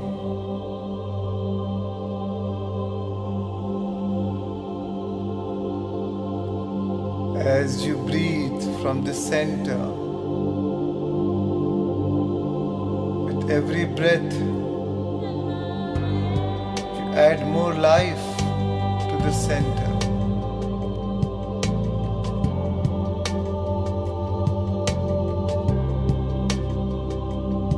With every breath, feel the opening of your heart.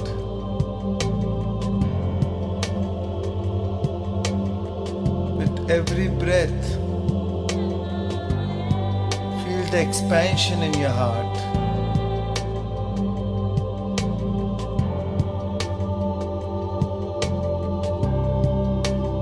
And mentally repeat after me.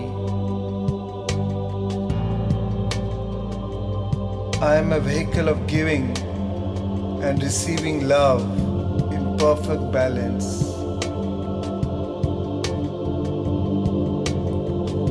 I am a vehicle of giving and receiving love in perfect balance.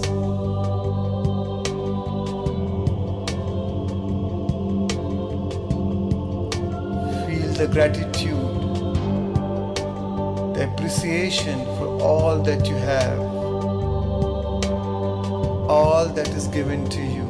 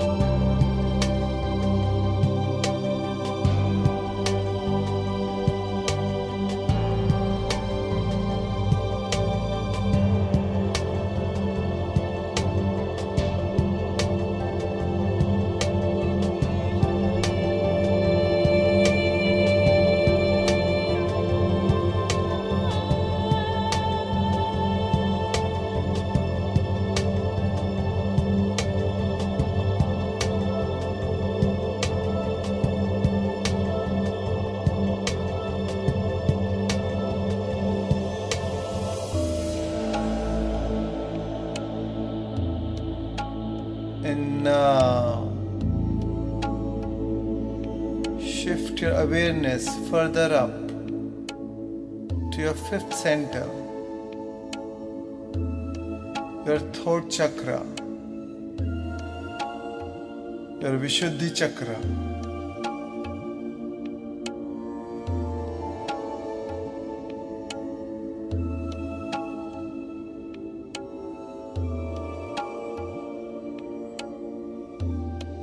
This center represents sound, communication, poetry, knowledge. Breathe in and breathe out from your throat.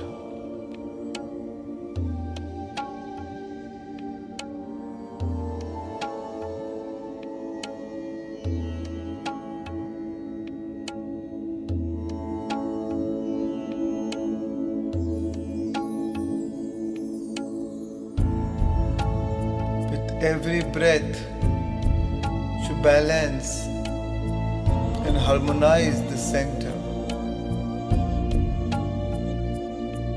With every breath, you balance and harmonize the center.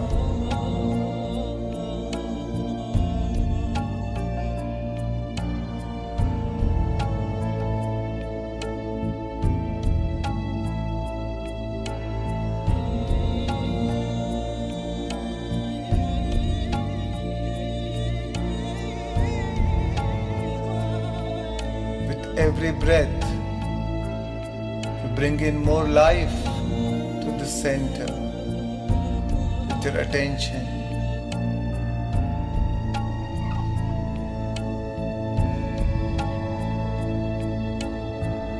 And now, mentally repeat with me. I am a speaker of truth.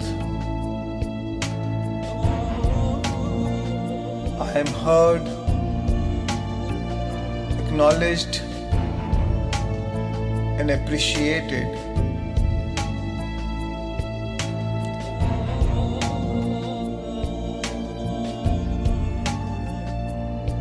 I am a speaker of truth.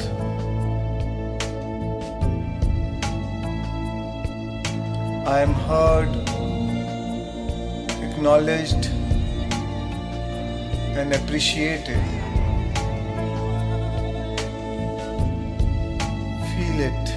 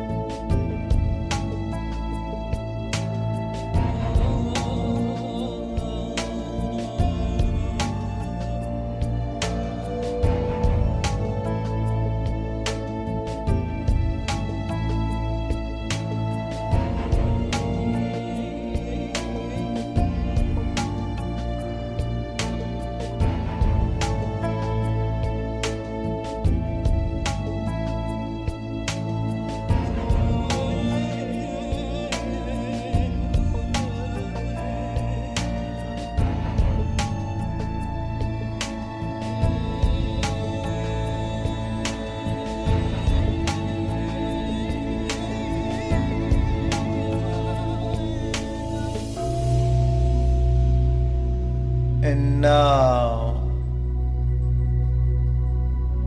move your awareness further up to the sixth center, the Ajna chakra, your third eye.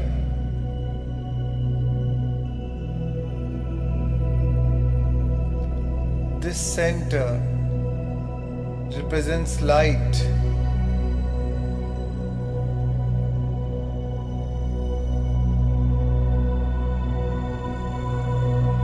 This center represents your ability to dream,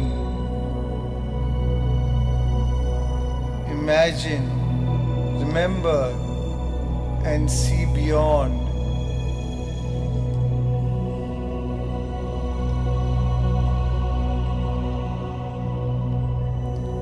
Breathe in and breathe out from the center.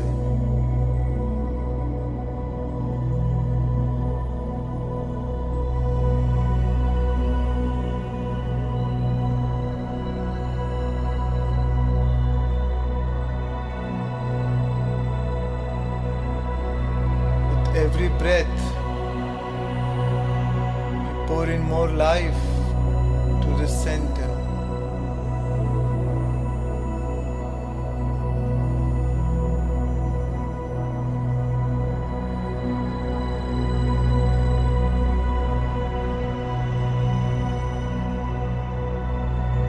With every breath from the center,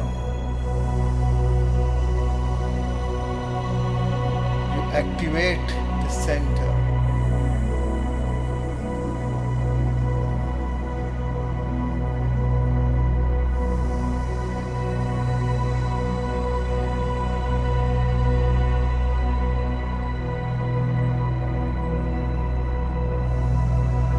And now,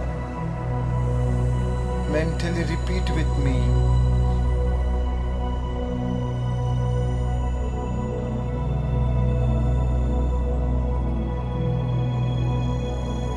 I am an intuitive vessel and I honor the wisdom and guidance that I receive.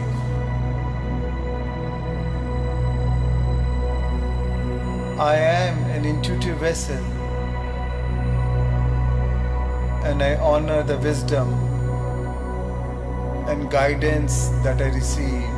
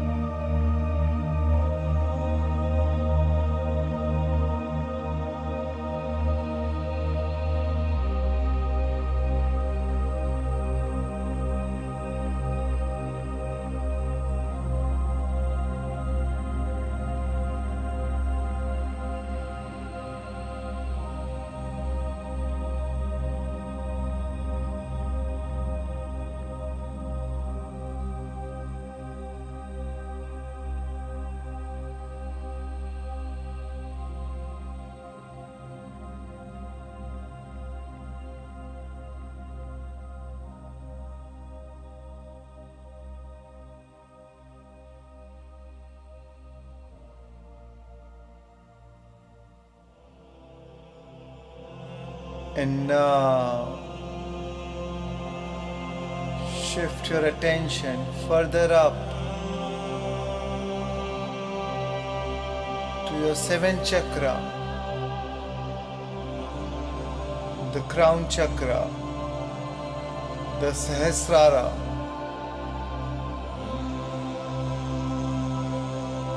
the chakra with 1,000 lotus petals.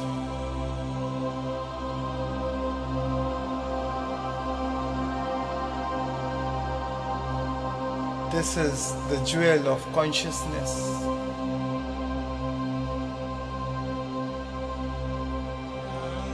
Breathe in and breathe out from this center.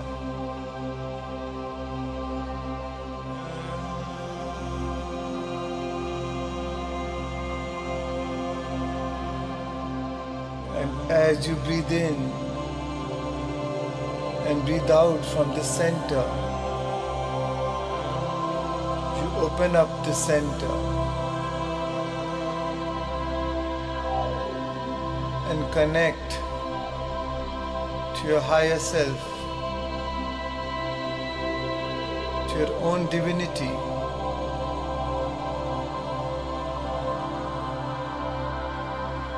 As you breathe in from the center, connect to the higher intelligence, to the source energy.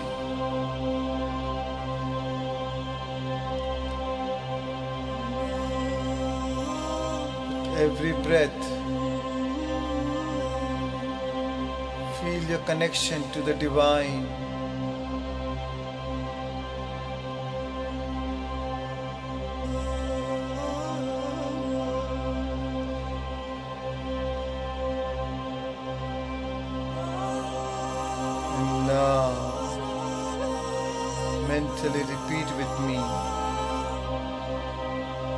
I am connected to the source, to all that is.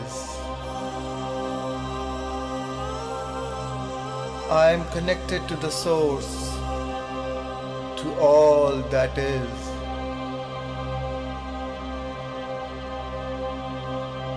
I am aligned to the fullest potential of my spiritual essence.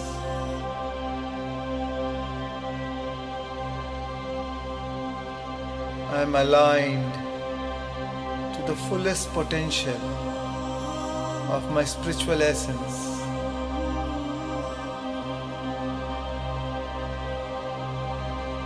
Feel it. Feel your connection to the divine.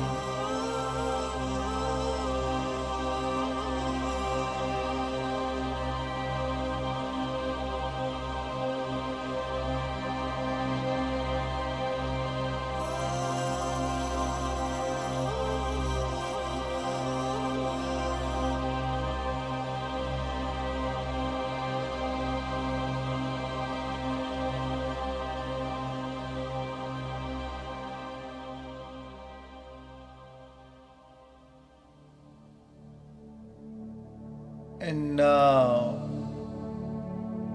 all your energy centers are in perfect harmony and in alignment with each other.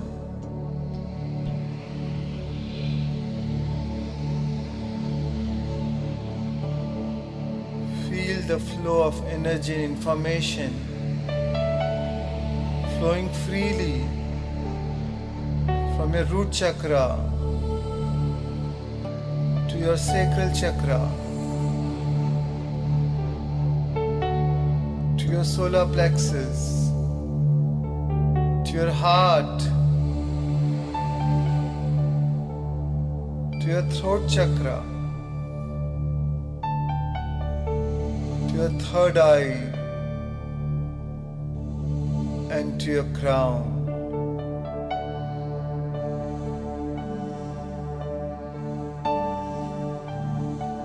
Feel it.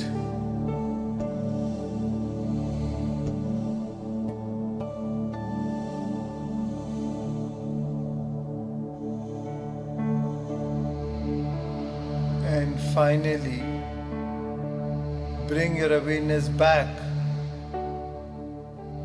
to your heart center.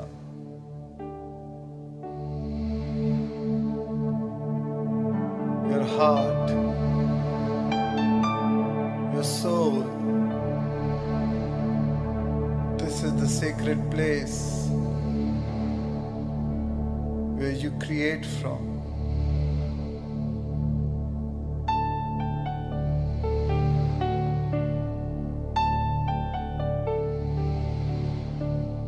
Now, Divine One,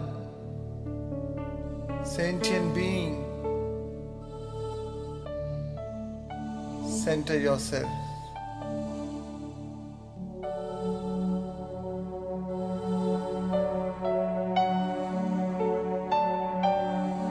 As you breathe in and breathe out from the center, feel your connection to the source energy.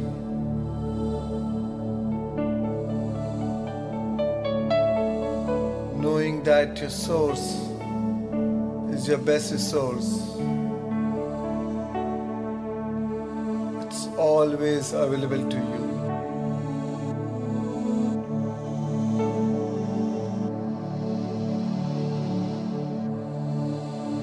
Feel the gratitude and thankfulness for what you have created today, for your alignment with your source.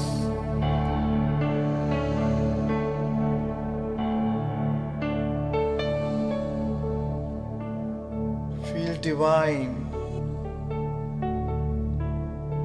feel unlimited as you lift your life.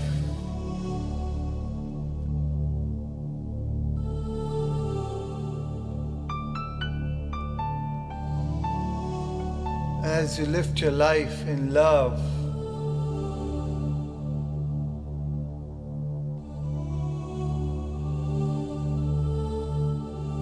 Feel immense love. Feel immense gratitude. And remember this feeling. Remember it by heart.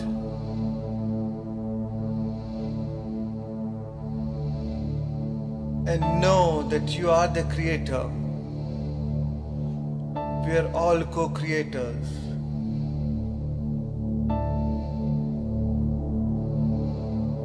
Be a light unto yourself.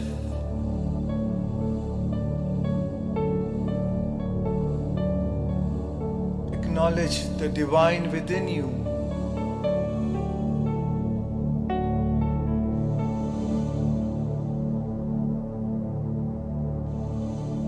The power within you.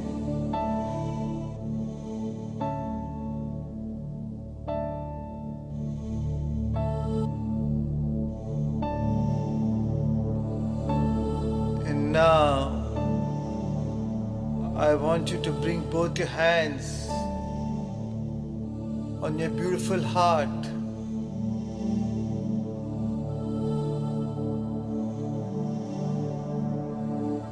And lift the light in your heart.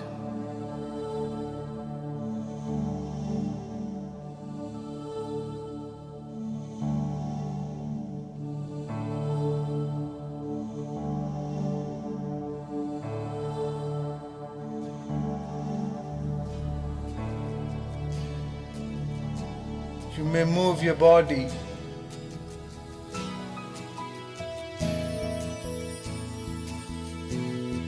Center yourself. Remember this feeling.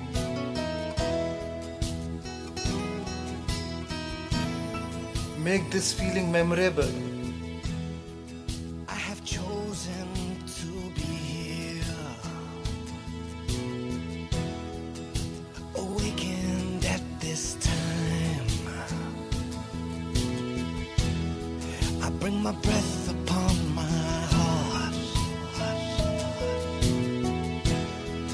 and I journey from my mind.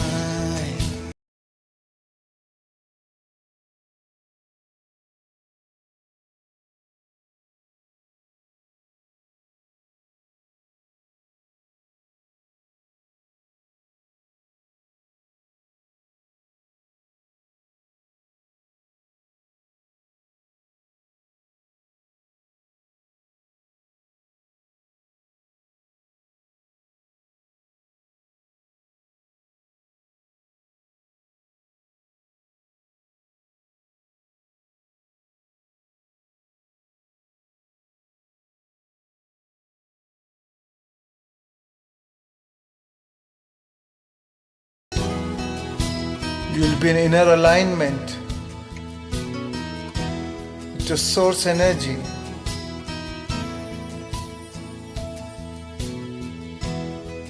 I am here to shine this light and remember once again that I will share my sacred gifts, embrace the essence of I am. I stepped out of my way and into my life. I will live, I will die, I will laugh and I will cry. I will live my life in love. I will sing, I will dance, I'll rejoice in every chance. I will live my life in love. It's time for me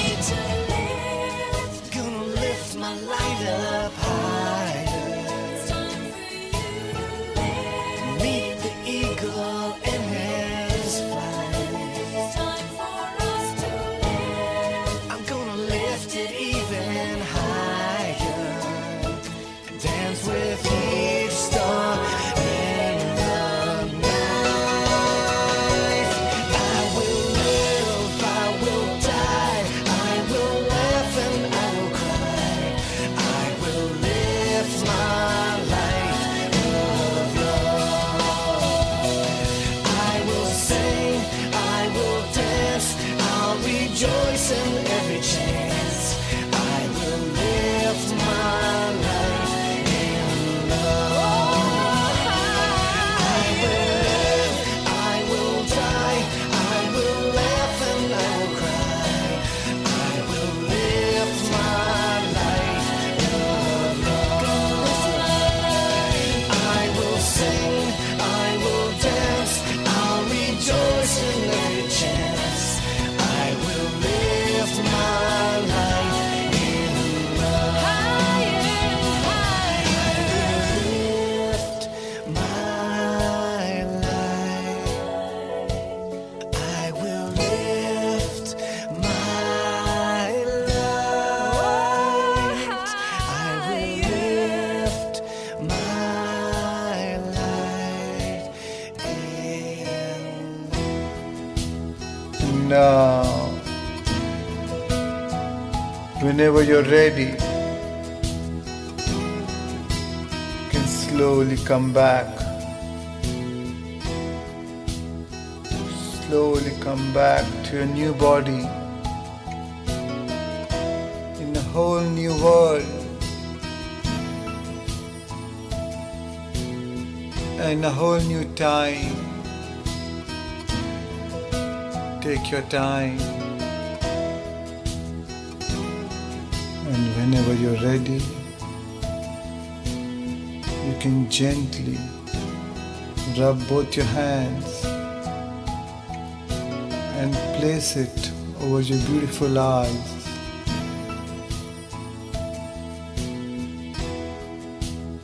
Five, four, three, two, one, and slowly open your eyes and come back to this material world of senses. Take your time and slowly come back, feeling relaxed and refreshed. Thank you for spending these moments with me. My love and appreciation to you.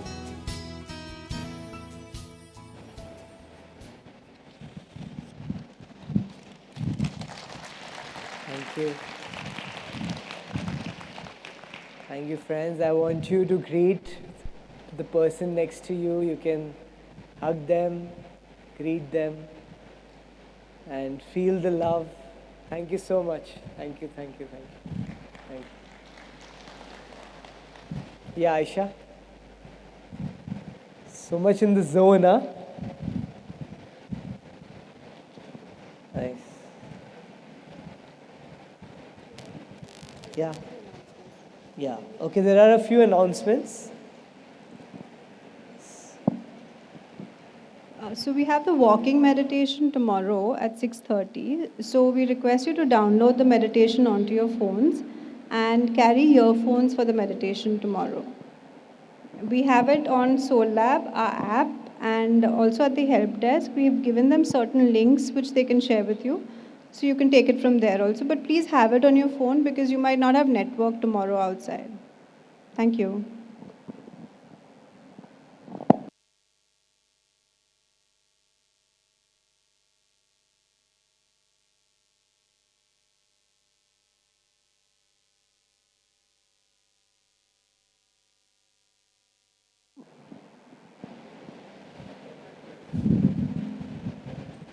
We've also shared it on the event WhatsApp group. So there's one Hindi and one English version, so you can even take it from there. Thanks.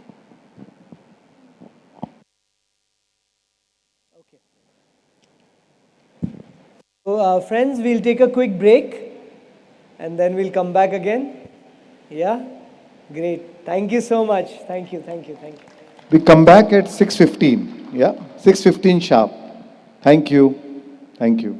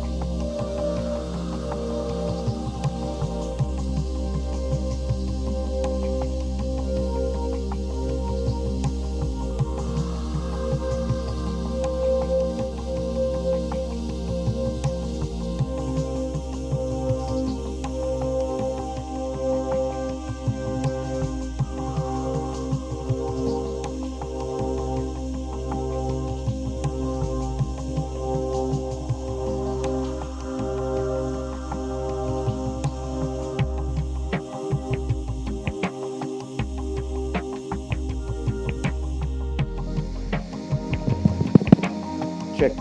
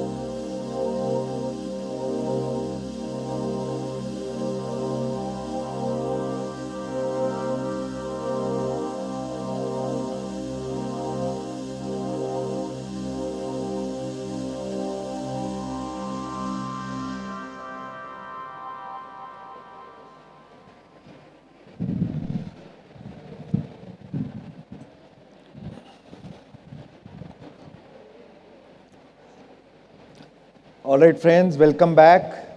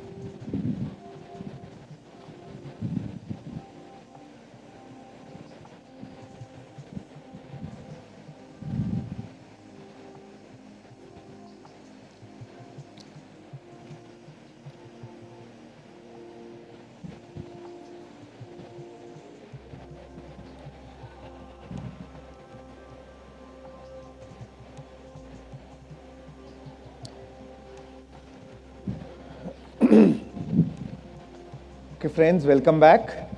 Now, right now, maybe by 7:15 we'll end. So what I'll do is, we'll start with the topic now on manifestation, but we'll go more deeper, step by step, 5 steps of manifestation tomorrow. But today I'll just generally give you an overall view of why we should manifest not the way we are conditioned to, but a better way or a smarter way.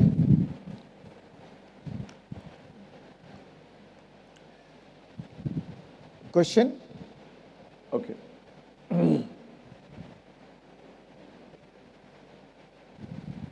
There.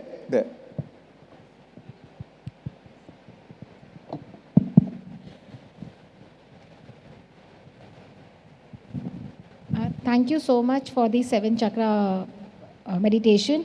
I have a question. How many times in a week should we do the breath work meditation, breath work technique, and this seven chakra meditation? In a week, can we do it every day, or is there any particular? Right. So breath work, I would suggest do once a week. But if you're going through a lot of anxieties or some lot of challenges or going through a lot of emotional turmoil, then you can do twice a week, thrice a week, or going through some serious illness. So then maybe you can increase, maybe you can do twice or thrice a week. But otherwise, as a routine, just once a week is good enough. Okay. Right? And seven chakras meditation? So apart from that, I will say one meditation which I always recommend is that one should do more often is Anapanasati. That is the foundation. Anyways, all our meditations will start with brain coherence, heart coherence. So Anapanasati is the foundation. Rest is your choice. Eventually, all meditations lead you to all realization of your consciousness. So it's like a buffet, आज Italian खाना है Italian खाओ, आज मन हो रहा है Chinese खाना है चाइनीज खाओ, मन हो रहा है नहीं अब 3 दिन रोज पानी पूड़ी खाना है तो पानी पूड़ी खाओ. So जो आपकी इच्छा है, so it's a buffet. Just see on that day what do you feel like. You try the meditations, experiment with it, what you resonate with, then you choose what you want. Thank you. I have one more question. Yesterday you were talking about mRNA, microRNA. Right. But leave aside the animal-based food, if we have the plant-based food, now there are so many plant-based foods which are genetically modified. Right. So even we are eating them like that only. Many raw vegetables, even cooked also. Of course. So what happens to those mRNA? So they do, obviously they enter our body and then what? That's why we say we should eat more organic foods, right? Okay. However, I'll tell you, a body has a propensity to heal and to compensate and to have an immunity. That's why we do breath work, we do meditation to boost our immunity. Now, how much can you get organic food? I live in Bombay, even if the tag is organic, and it is not necessarily that it will be organic. Who can go and check it? And of course, it is expensive also. So, we have to accept where we are living in. Now, there is a radiation. All our houses are full of gadgets. Now, 2G, 4G, 5G. Our radiation is only increasing in the environment. So, what is best is, all the more now meditation is important. Because that helps you from all the radiation, all these harmful frequencies. Because when you raise your vibration, you become more immune to it, right? Because your immunity is anyway so high, it will not affect you as much as it will normally otherwise affect any other person. So that is the best way to strengthen yourself, rather than trying to change anything outside, right? But of course, food is a very integral part. So as much as you can have plant-based diet, always recommended.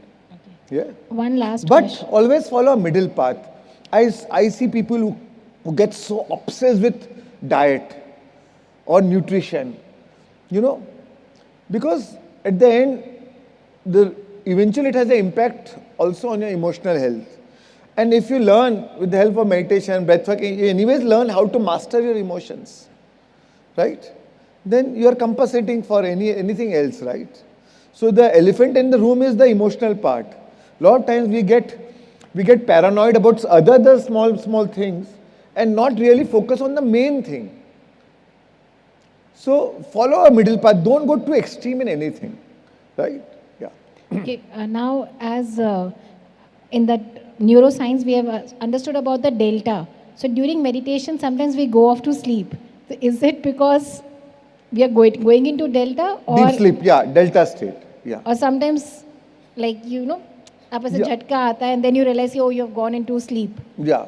So is it the delta phase, or Maybe, I mean, in Just- your own meditation, it could be sometimes be delta, sometimes be alpha, sometimes be theta.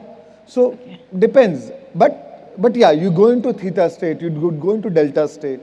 so getting into sleep is not bad Not bad at all. during meditation? Not bad at all. Because even that, your body goes into the growth and repair mode, And many times we think just because we are not used to what is emptiness of mind, because mind is constantly thinking. We are not used to what is emptiness of mind. We think, oh, I went to sleep. But actually, you are very conscious. The moment I say, now slowly come back, you come back. So somewhere subconsciously you are listening. You think you're unconscious, but you're consciously unconscious. Right? You're consciously at some state you are still conscious. Thank you so much. Thank you. Okay, so since Einstein said we cannot solve our problems from the same thinking we used when we created them. So in our life, we create our challenges. We invite challenges. We create our own reality. Challenges, and many times we create challenges so that we can grow, so that we can evolve, so that we can learn. Now, we invite all these realities into our life. Most of the time, we create through our mind. We create through action, hard work, perseverance, right? Because this is how we've been taught. This is the way we know. This is what the matrix, the social condition tells us. This is how creation is done. Then we create problems. Then we create problems. We create challenges, turmoils in our life. Or we invite contrasting situations in our life. Now, we try to solve it again in the same way we created it. But if something has been created by a lower vibration, now you are again trying to solve it with a lower vibration. It takes a lot. Then that's why you need a lot of hard work. But there's another way so it's better way to solve. You can solve the problems of a lower vibration by raising your vibration. From a higher vibration, you can solve it much easier. Right? So when you are faced with challenges, when you are faced with problems, if you want to solve it, first is raise, and the problem itself bring you into a lower vibration. So the first thing is, is to raise your vibration. And once you raise your vibration, solve the problem from that level of mind. From the higher level of mind, not the same level of mind which created it. Right?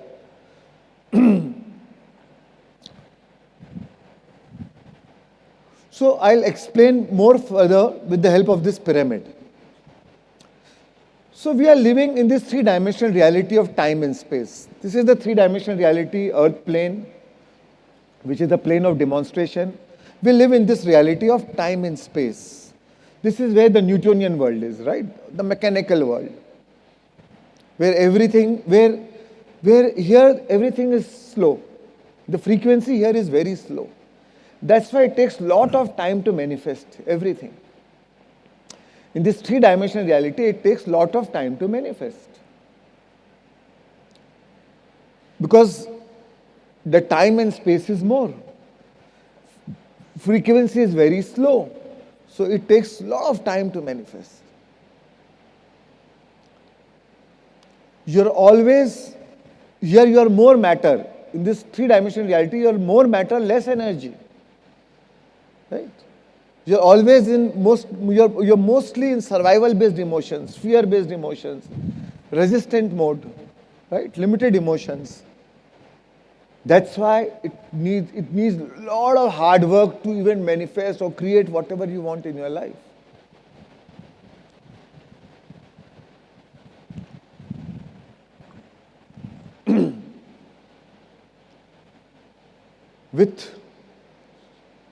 Now, there's another way to create. One is hard work. We use all our body and mind to create. With meditation, when you use the first step, which is brain coherence, anapansati, when you observe your breath, when you become nobody, nothing, nowhere, no place, no time, when you lose your identity, you shift into the fourth dimension. This is the nexus of the quantum. You can only enter this dimension by becoming nobody. The moment you become nobody, you move into this dimension, fourth dimension.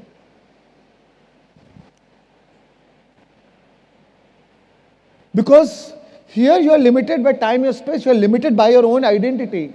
The moment you lose your identity, you actually become your expanded self. You are the consciousness, right? So, in this three-dimensional reality, it needs a lot of hard work. But then, as you move further up in the higher dimension, there the frequency is faster. So, the time and space is less. So, you manifest much faster. Right? So, that is the smart work. That is the smart way of manifesting. That's why tomorrow we are going to learn about creative visualization and techniques of manifestation. But again, the first is change your vibration. That's why we do brain coherence, heart coherence, changing your vibration. Right? Further, you change your vibration. More deeper you go into meditation, deeper you go with brain coherence, heart coherence, you move into even a further dimension, fifth dimension reality. That is what the initiates do. That is how the masters create. That is how Buddha created, Jesus created, Guru Nanak created, Sai Baba created. This is how the masters create from that dimension. They think and it manifests. They think and the universe starts working. So in this dimension, the lower dimension is all about hard work. More matter, less energy. As you move up, you use more energy, less matter. Because everything that we see as matter is anyways energy. It all came from a higher dimension. So why not make a change from where it came from? Right? Everything that you see is matter, was first only energy, frequency and vibration. Then it turned into matter. With your thought and intention, with your intention and attention and emotion, you collapse that waves of possibilities into the quantum field as matter. Otherwise, earlier, before it was matter, it was only waves of possibilities, waves of potential. You, as a creator, collapse that waves of possibility into matter. And then you see, this is my life. This is what you created your life as. So why not make a change from where it all came from? Directly from the source. Why not influence the source? If you really want to become a person of influence, who all want to become a person of influence?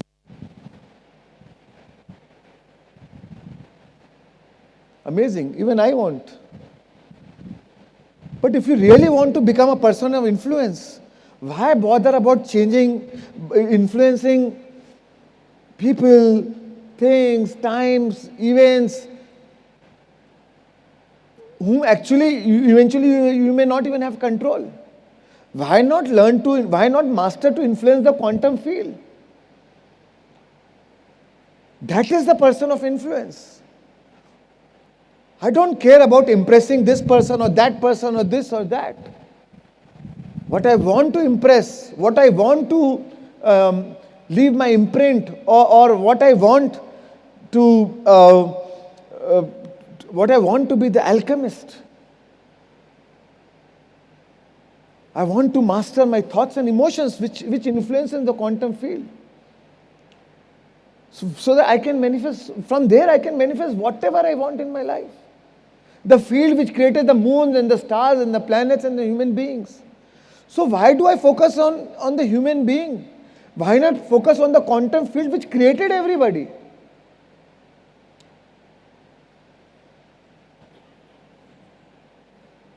अगर मेहनत करनी है तो जो highest चीज है उसको पाने के लिए मेहनत करेंगे ना. जो इतना डिफिकल्ट नहीं है. How it's just that we need to know the science of it. We need to understand it. How do you influence the quantum field? Through your vibration. How do you change your vibration? Through your thoughts and emotions.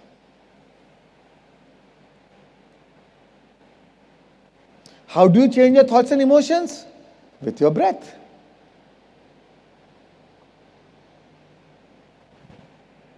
So it's not so difficult. It's just you need to use the right techniques. So in this three-dimensional reality, it's all about hard work. As you move up, it's smart work. As you move further up, it's no work. Lao Tzu said, I do nothing but leave nothing undone. मैं कुछ भी नहीं करता, but कुछ भी अधूरा नहीं छोड़ता. क्योंकि मैं सोचता हूं और पूरी सृष्टि लग जाती है उसे पूरा करने के लिए. सही लोग, सही सिचुएशन, सही घटनाएं घटने लगती है और वो चीज ऐसी ही हो जाती है.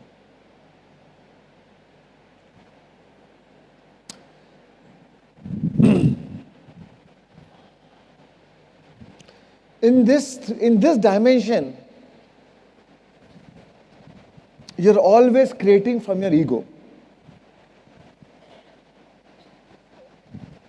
And ego resists. One basic quality of ego is ego resists the present moment. Ego will always want you to live either in the past or in the future. It will never like to make you live in the present moment. It will never be content or satisfied with the present moment. It will always tell you, अरे ये हो गया, वो हो गया past में, और future में ये हो सकता है, वो हो सकता है, ऐसा बस आपको आगे ही लेके जाएगा या पीछे ही लेके जाएगा. But life only exists in the present moment. Experience can only happen in the present moment. And actually the past and future also exist in the present moment. In truth, there is no past, there is no future. Either there is a past present moment. You are thinking of the past only in the present moment, right? So there is a past present moment or there is a future present moment. So effectively it's always present moment.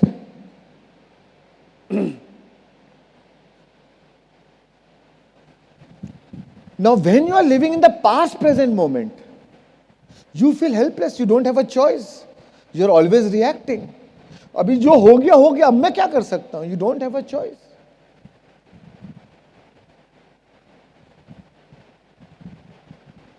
But power always lies in the present moment. When you're fully in the present moment, not past present, not future present. Power always lies in the present moment. That is where you have all the choice. When you become nobody, nothing, nowhere, no place, no time, you come into the present moment. In the present moment, time is dilated. You're not bound by the boundaries, by the limitations of time and space. You always have the choice now. This present moment is the portal into the spiritual dimension.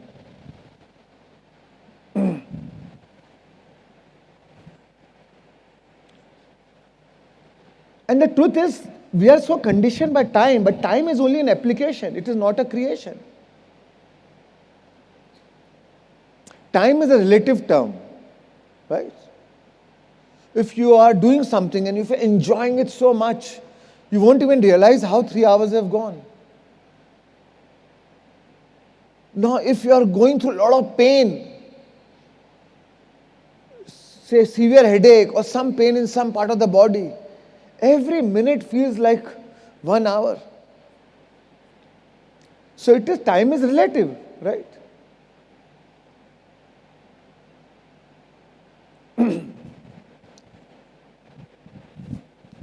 If you have to go from one place to another, can you show that slide? Pass that you go one place to another. Yeah. If you have to go from, say, one place to another, now the distance is, say, 100 kilometers, and I'm walking at the speed of 2 kilometers per hour, right? 2 kilometers per hour, I'll take 50 minutes. I'll take 50 hours, right? Because the distance is 100 kilometers. Now, if I'm running and going at the speed of 50 kilometers per hour, I'll be there in 2 hours. So time is relative to speed. Time is relative to speed. Do all agree? That is what the theory of relativity is, right? So if you have to move from one point of consciousness to another point of consciousness, in between there's a time. Now depending on the speed you cover these 2 points, that the speed determines how much time will you take to cover, right? If you want to manifest anything in your life,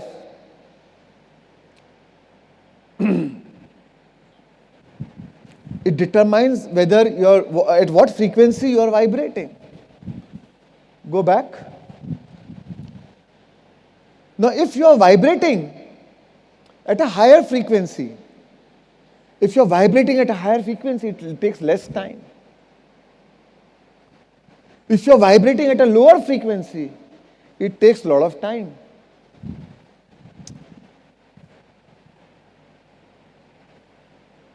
This three dimension is about horizontal dimension, where time is linear. Everything takes time, because time is linear. But the journey is not horizontal. The quantum, we as quantum masters, we now that we know quantum physics, quantum science, when we know we are quantum beings, we are living in a quantum world. When I say quantum means tiniest, word quantum means tiniest particle of matter.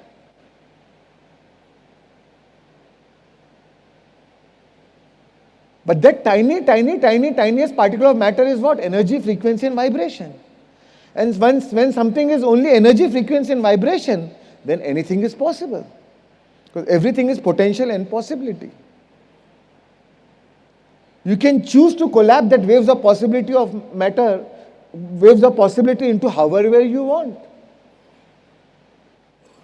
When nothing is certain, anything is possible. So when we move, when we are living, so this dimension is horizontal. And ego loves to keep you trapped in this horizontal dimension. Ego loves to keep you trapped in this three-dimensional reality. Because that is the only place where ego can exist. That is the only place where ego can survive. And ego obviously wants to survive. So when you move to the higher dimension, the only way you can move to the higher dimension is by dropping your identity.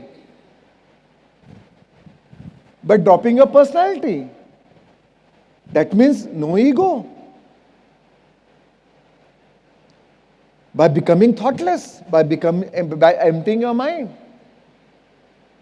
So the moment you do that, you move into the higher dimension, the ego is gone. There is no ego.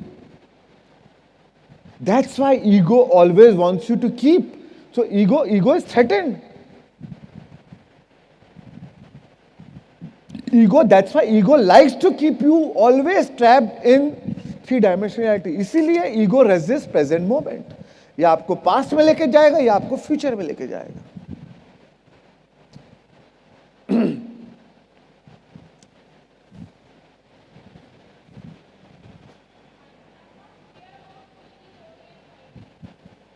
I'll tell you. So, this dimension, this horizontal dimension, this is the three-dimensional reality. Three-dimensional reality is always about doing.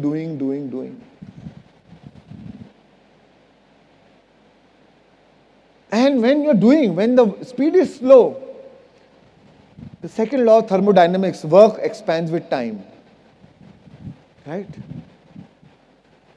Work expands with time. If something you want to manifest, if the time taken to manifest is too long, you'll get too many distractions. You'll even forget what you wanted to manifest. For example, if you have to go from Bombay to Delhi, I have a 3 choice. I can go by Belgadi, by bullock cart, which is 3-dimensional reality. I can go by a car, 4-dimensional reality. Or I can go by a plane, 5th-dimensional reality. Now, if I go by plane, I know I get on the plane, in 2 hours I'm in Delhi. I reach my destination.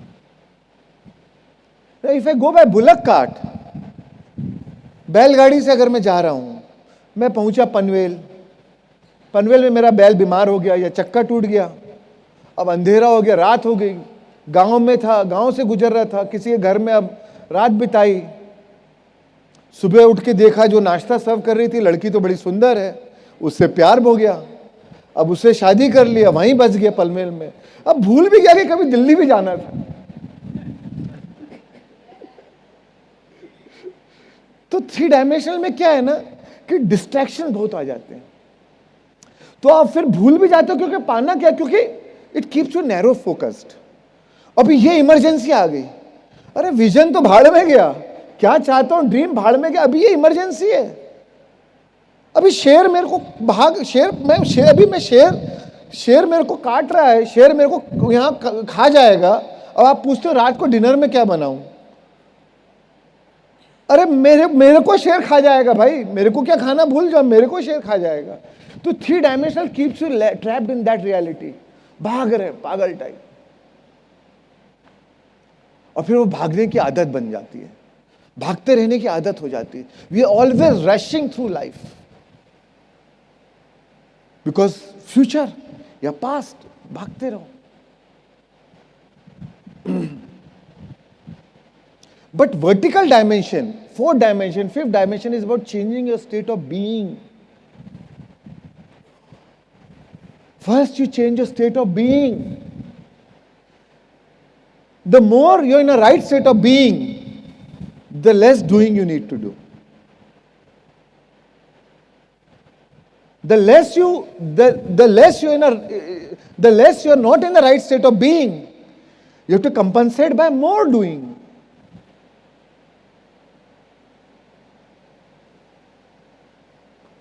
And the doing, most of it is not in your control. You can't control outer world, you can't control outer situations. Then what do? Do more.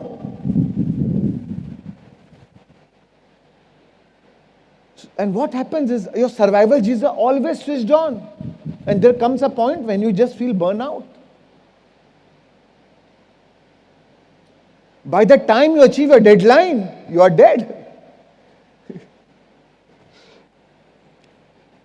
But the smart way is to create by changing your state of being, and then you need very little doing. If you are flowing against the current, you need to put a lot of hard work to swim against the current. 3-dimensional reality is like flowing against the current. 4th dimension, 5th dimension is like swimming with the current. You need little effort and the current is taking you. When you change your state of being, all the universal forces, the whole quantum field is working to make that happen. So you need just little effort and you get a big push from the field, from the quantum field. But when you are trying to create from horizontal dimension, with the feeling of lack, with the feeling of greed, or with the feeling of resentment, or feeling hurt or broken, when you are doing that, so what are you doing it? Quantum field is now against you. Because if you feel lack, the field is working on to create more lack for you. And now with the power of doing has its own power. I'm not denying doing. With the power of action and doing, now your emotion is working in a different direction. So that is itself creating a hurdle, and quantum field is now working against you. And now you have to compensate more and put more hard work to overcome.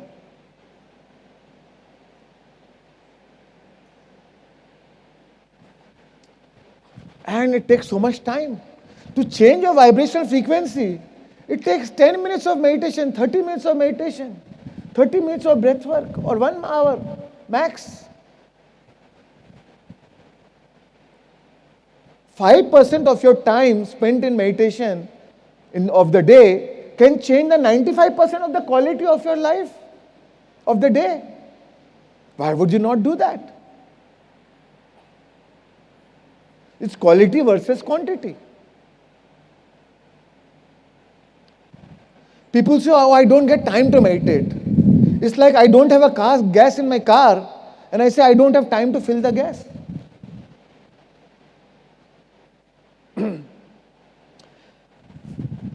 Now, horizontal dimension is always, this is a dimension of polarity. It will always have some gain, some loss, some gain, some loss. And if you are gaining something, it's a loss of something. If you achieve financial abundance, probably because, but if you have you have taken so much of stress to get that abundance, now you have lost your health or lost your relationship. All of a sudden you realize your wife, your children has moved away because you never gave them time. You are busy making money. Now when you got the money and now you're looking for the time, you realize, oh, they moved on. Because when you didn't know how to hold them, they learned how to hold themselves. When you are available, they are not available. So you have lost your relationship. So horizontal dimension is always about polarity. Some gain, some loss. But vertical dimension is non-polarity. Meditation is moving into a vertical dimension. You go up, you change your vibration, you go upward. Rather than traveling this side, that side, going into the past or future, you go upward. You're fully in the present moment. You go upward into the higher dimension. And then you create from that dimension. And true satisfaction only comes from vertical dimension. No matter what you do in a horizontal dimension, at the end you will never be satisfied. How can you satisfy your money for which you have to sacrifice so much? Your health, your relationship. So true satisfaction comes from vertical dimension. In this dimension, it takes long time for a matter to change matter, for an ego to change ego, for a brain to change brain, for a program to change a program. Because you're always in a survival mode. You're operating from very narrow focused. You're operating from a lower mind. If you deal with lower mind, you deal with problems. If you operate from higher mind, you deal with lessons. Even if you face life challenges, you learn the lessons and you grow. Here, ego does not like you to learn lessons. Ego loves you to blame others for your problem. So that's why it always keeps you trapped in the surface reality. And that's why you're always busy, busy, busy. Today, business has become synonymous with busyness. The more money you make, the more busy you become. And I wonder why. Why people, what is the point of making money? If I have more money, then I should have more freedom to use my time the way I want it.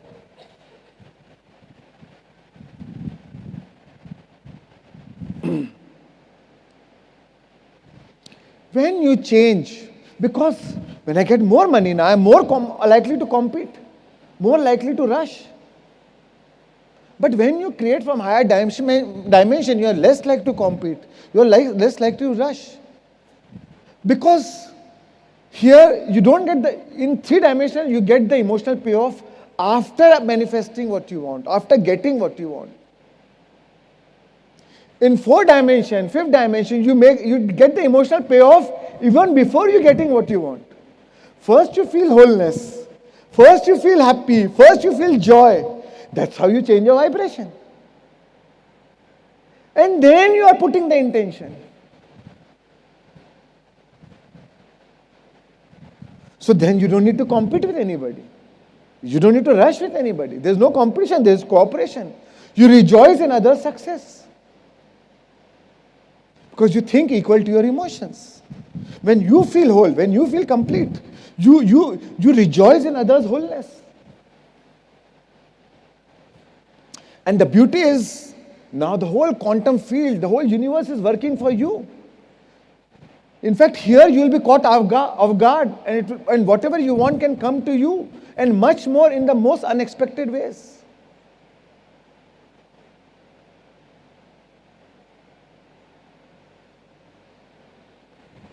You will get clarity. Fourth dimension, fifth dimension will give you clarity. In third dimension, oh, there's a race. Oh, so I have to run. I have to participate. How can I not participate in a race? But just because there's a race, you don't have to run. In fourth dimension, fifth dimension, you're in no race. There is no race. Even if you win the rat race, you're still a rat.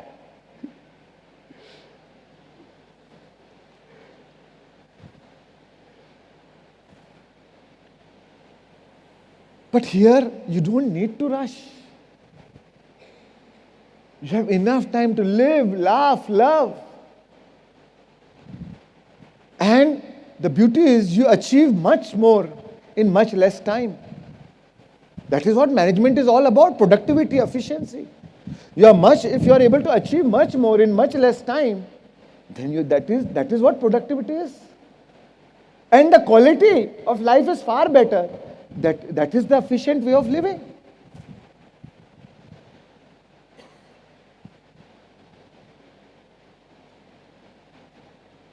So friends, day after you'll all go back. You'll all go back in the same matrix, who are all operating from three-dimensional reality. That is the matrix, that is the Maya Jal. But you have to rise above that. You know a smarter way of manifesting. You know a smarter way of living. You know the science of creation. So it's a choice. You have to make a choice. What level of game do you want to play? If you want to be in a kindergarten, okay, all right, three-dimensional. You want to be in high school, then go up. You want to go graduate, doctorate, they go 5D.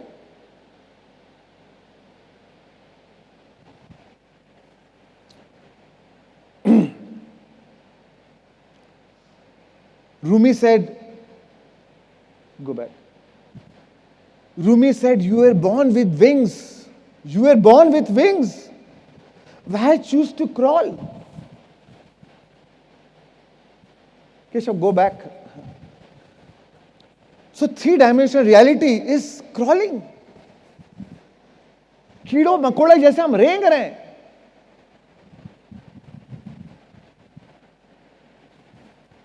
But you are born with wings.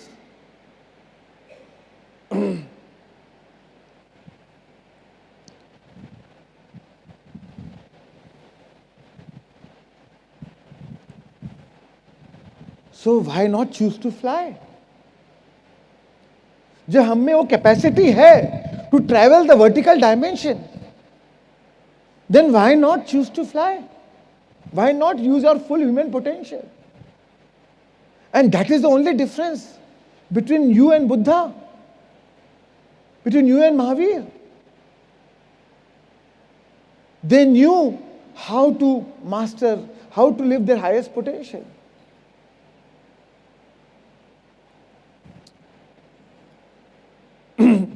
They knew to wake up their full potential. Potential to हम में भी है, but the only thing it is dormant. We are not using our full potential. हम ब्रह्मास्मि, we are all gods. But we are not using it to our full potential.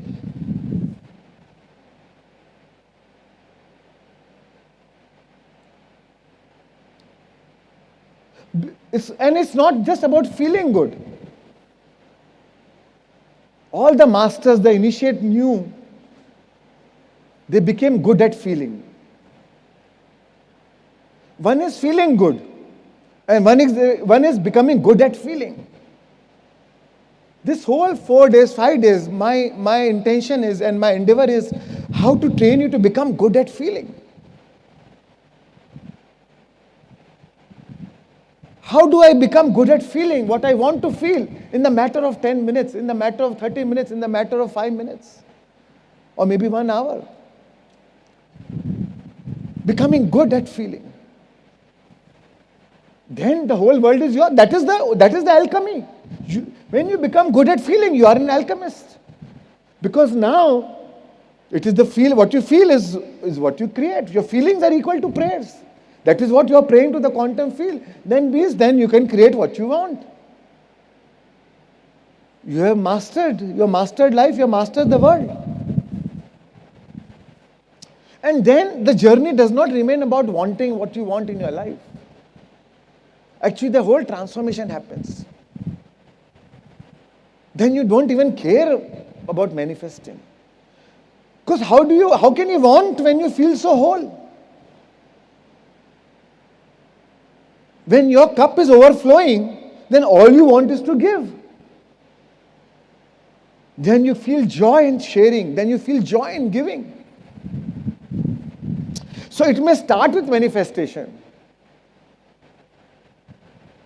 It may be a good hook to get you here, to register for the workshop. But actually it is the transformation which happens in you. The intention is transformation. Manifestation will happen even if you don't visualize. In Bible it is said, ask and it is given. Ask and it is given. Knock. Ask and it is given. Seek and you shall find it.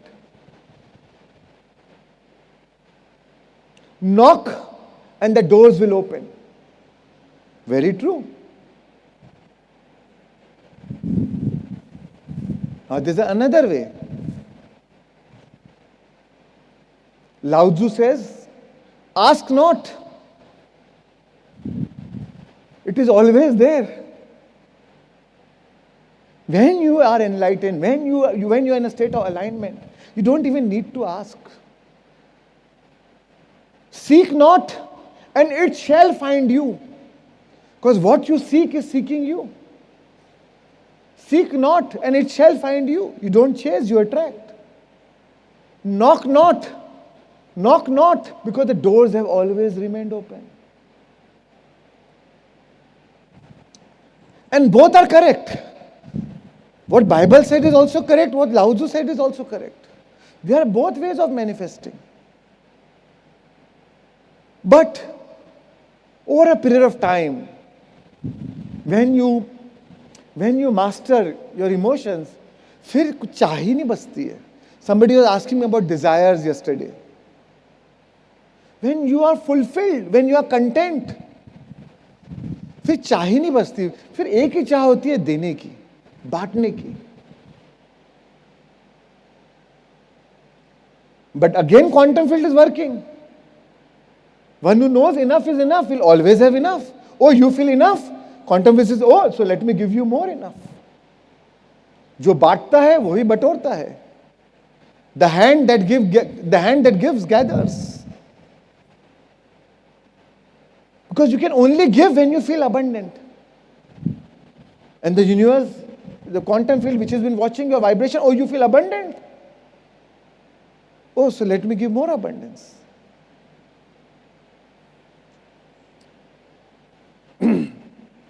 So फिर बिन मांगे मिल रहा है. मैं देने का सोच रहा हूं. और मैं सोचता हूं, फॉर एग्जाम्पल मैं सोचता हूं 1 लाख रुपए दे दूं, बट मेरा उससे वाइब्रेशन बदल गया देने की भावना से ही. क्वांटम फील्ड ने देखा, अरे इसको तो 10 लाख पाने का वाइब्रेशन है, तो मुझे 10 लाख मिल रहा है. तो मैं दे रहा हूं, मुझे और मिल रहा है, दे रहा हूं और मिल रहा है. So this is when you get unasked for. Because the magic is in your vibration.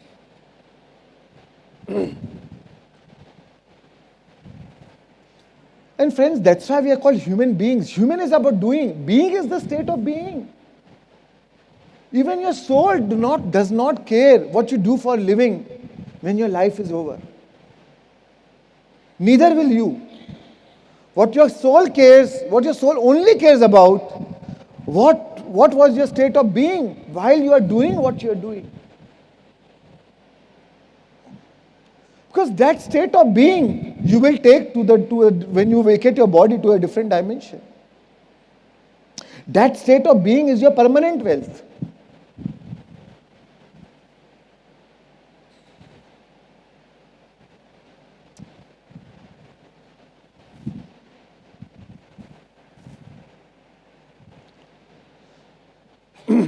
And then when you change your state of being, you have a wisdom to deal with any situation. There are two things, friends. One is situation, and one is the consciousness with which you deal with the situation. Situation and the consciousness with which you deal with the situation.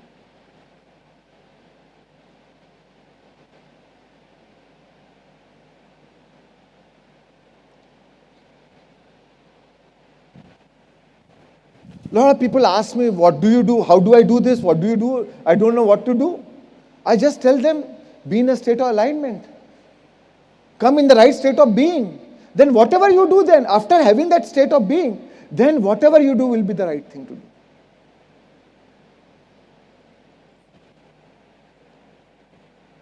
Because what you do is secondary.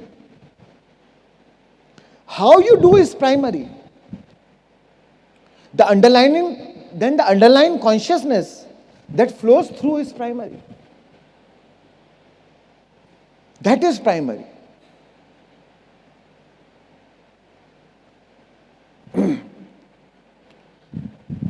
How you do is more important than what you do. Right? Quality is more important than the quantity. And then the balance comes. Of course, we are living in this three-dimensional reality. But then we know, I am of the world, I am in this world but not of the world. I know that my happiness lies within. No one has the power for my happiness. My happiness, the kingdom, Jesus said, the kingdom of heaven is within me. He was not talking about physical kingdom. He was talking about the kingdom of dimension. That dimension of joy, that happiness is within me. So when I operate in this world, then I know how to balance between doing and being. And balance is important between doing and being. I'm not denying the importance of doing. But balance is important between doing and being. And life is a dance between doing and being. The art is to have one foot in the doing dimension and another foot should be in the being dimension.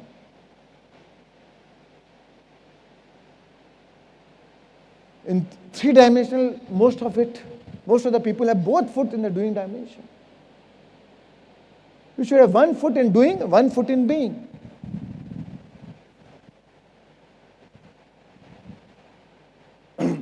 Because human mind is conditioned. That is the only way they've been taught to create. So human is always in a conditioned state. That's why conditioned mind is like living in your own matrix. That conditioned mind, that humanness in us, which takes mental positions. But being is unconditional. Being is unconditioned. It is not conditioned by the matrix. Every time you meditate, you decondition yourself.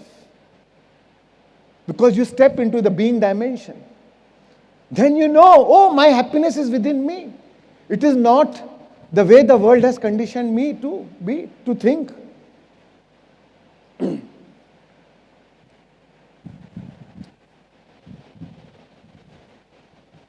That being in the human is not touched by the suffering. Because no matter what amount of suffering is there in the world, what amount of challenges, adversities in the world, I have the potential to close my eyes, empty my mind, and forget the problem. When there is no mind, there is no problem. The problem disappears. So I know I have that power. That's why being in the human is not touched by the suffering. Because that is real. Consciousness is real.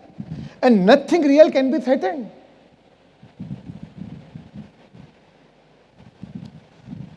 So being is the greater intelligence.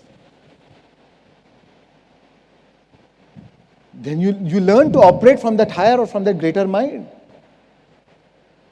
Human is unconscious. Because conditioned mind is unconscious.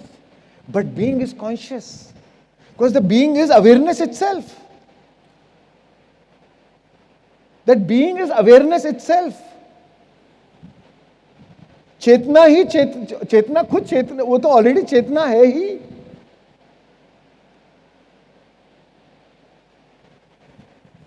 Being is alert. It is always alive.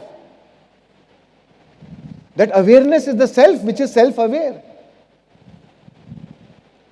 So friends, our deeper purpose, no matter what soul plan is, what this is, all of us have one deeper purpose, is our alignment with our higher consciousness. That is a common purpose we all come with. Now it's a choice, you want to delay it or you want to do it faster. That's a choice. Sooner or later we all will be Buddha. Even Bin Laden will become Buddha. Now it's a choice how many lifetimes one takes. Same lifetime, Valmiki was a thief and became an enlightened master. And another thing, friends,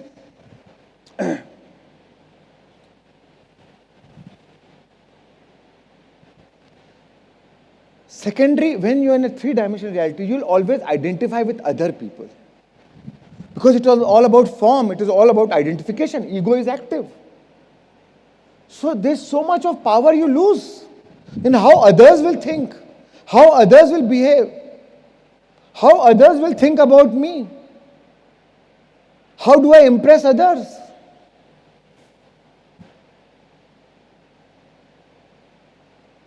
That's why Rumi said half of your life is lost in impressing others. Other half is lost in anxiety caused by others. Leave this play, you have played enough. When you learn to manifest from the inner dimension, from the dimension of being, your full creativity comes alive. The depth of being is the source of all creativity.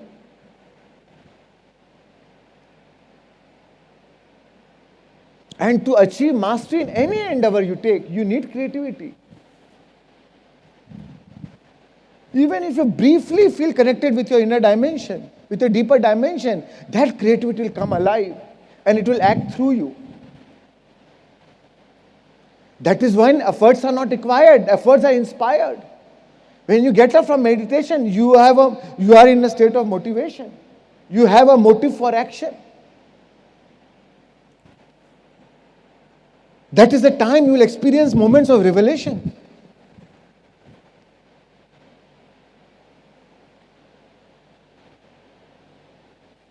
In that, when I am in that state of being, all things I need for my work and fulfillment will come to me.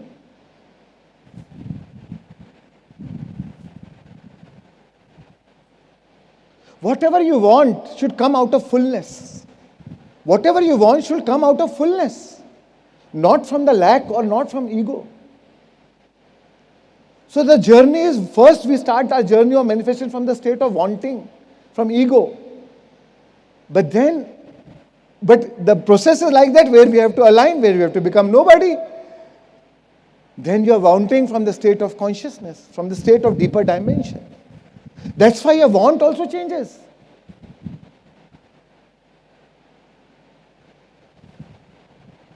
Many times it happens. I sit in meditation thinking, yaar, आज ये 5 steps of manifestation करूँगा, third step में I want to sow this intention. I want this. By the time I reach the third step, I don't care. I don't need. There's no want. By the first or second step, I am feeling so whole, so fulfilled. Now the want is to give. The want changed. With what intention I sat for meditation, and in between the meditation, now the want is to, how do I give others?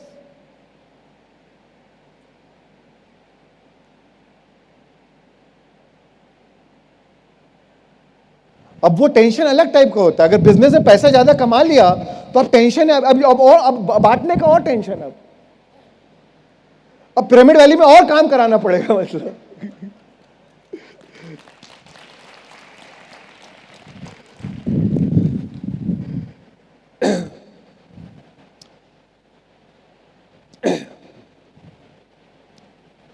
And friends, if the journey is not joyful, the destination will never be joyful.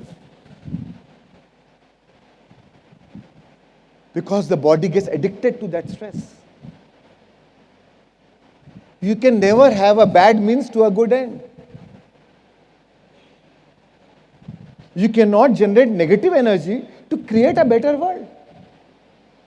Not possible. Sorry, the law of attraction doesn't work like it.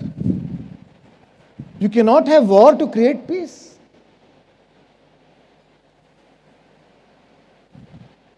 Whatever energies you give out to the world, the universe will give you the same thing back.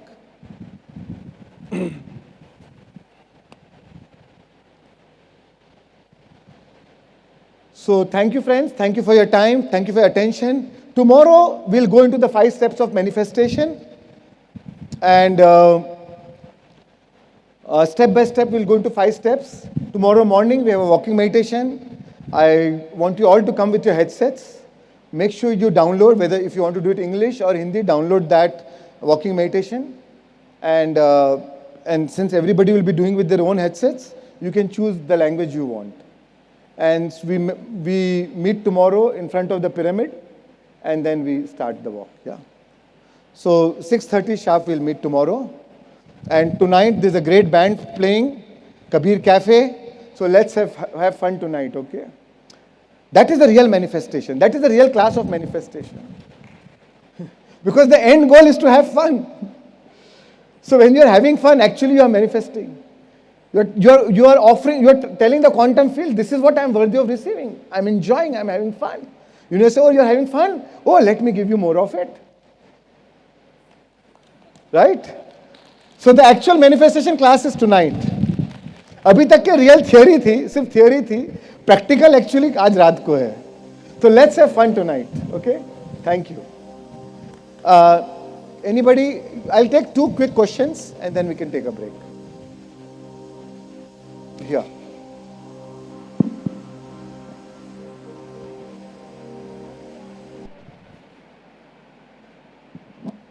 Hello, sir.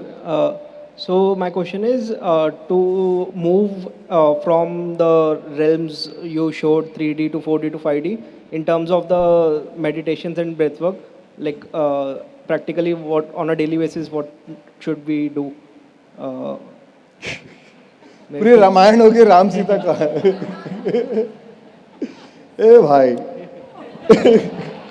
I want to become your student now. No. So meditation, breathwork, awareness. Basically, I could see multiple of these. Meditation, breathwork, awareness. 3 things. Bas. So you said the fundamental is anapanasati, right? Yeah. So Yeah. okay. Yes. Yeah. One more question. Yeah.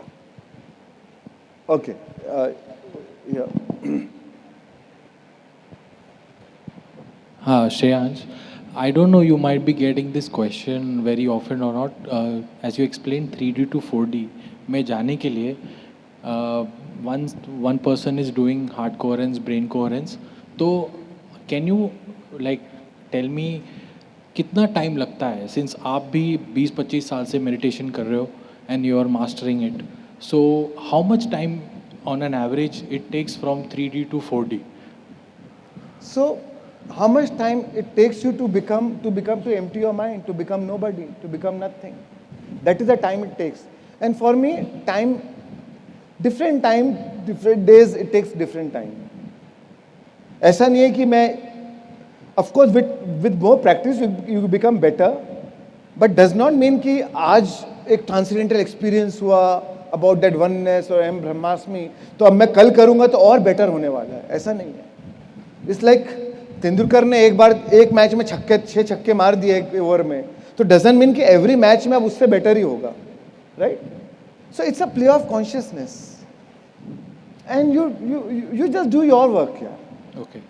है ना? So as a human being, you keep traveling from 3D to 4D and 4D to 3D. It's like how you explain the waves. Yes. Okay. Yes. Okay, thank you. Thank you. Yeah. We'll take 2 more after this. Yeah, that's it.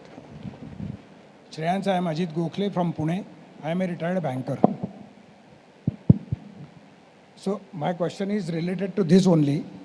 Ki when we have to manifest anything faster, we have to manifest in 4D.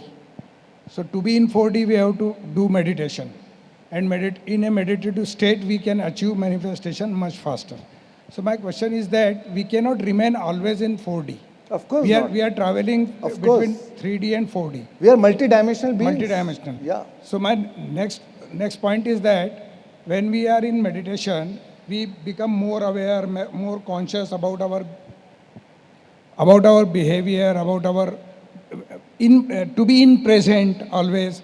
So even when we are not in 4D, while in 3D, if we are aware, we are in present, it is as good as in 4D. It can be. Like so many masters, no? Like say Raman Maharshi. Okay. He didn't propagate much of meditation. Okay. Or say Nisargadatta Maharaj. Yeah. Right? Yeah. The state of awareness was so heightened. Yes. They're always as a Sakshi Bhav. They're always in that Preksha, Sakshi, witness consciousness. Was so alive. So they were naturally in that 4 dimension. Okay. Right? And it is, but I feel it is easier for those who have renounced the world. It is easier to remain in that dimension even with pure awareness. Yeah. But those who are part of a day-to-day living, day-to-day family environment, day-to-day work, business environment, we need some powerful tool to that. Okay. And that's why meditation is a tool Yes. to reach that level. Yes. It's nothing. What is meditation? Observing your breath. Now we are using breath as a tool to reach that state. Okay. That's it. Yes. Some people don't need that tool also. Yeah. They are naturally aware. Right? And I have a lot of respect for them. But for me, I mean, I need that tool. Okay. Right? Thank you. Thank you. Yeah, here. Here and then here. Okay. Sir, so what I wanted to know is that being aware, so always I'm trying to stay in awareness, but the thing is what else is happening with me is I'm getting aware of other people's good, bad, ugly. So is it a good thing or a bad thing, like to be that much aware? First thing is, when you say good, bad, ugly, again it is our own judgment, right? Yeah. All things are fundamentally neutral. Understand this. All things that is happening is fundamentally neutral. Now we assign them meaning. Good, bad, right, ugly. When you assign that meaning, you are buying that experience into your life. Just by assigning the meaning, you are buying that experience into your life. Because when you assign your meaning, you give attention to something. Because your observation power is the most practiced power. Now you observe it. Yeah. You assign the meaning. That means your attention is gone. That means your energy has flown.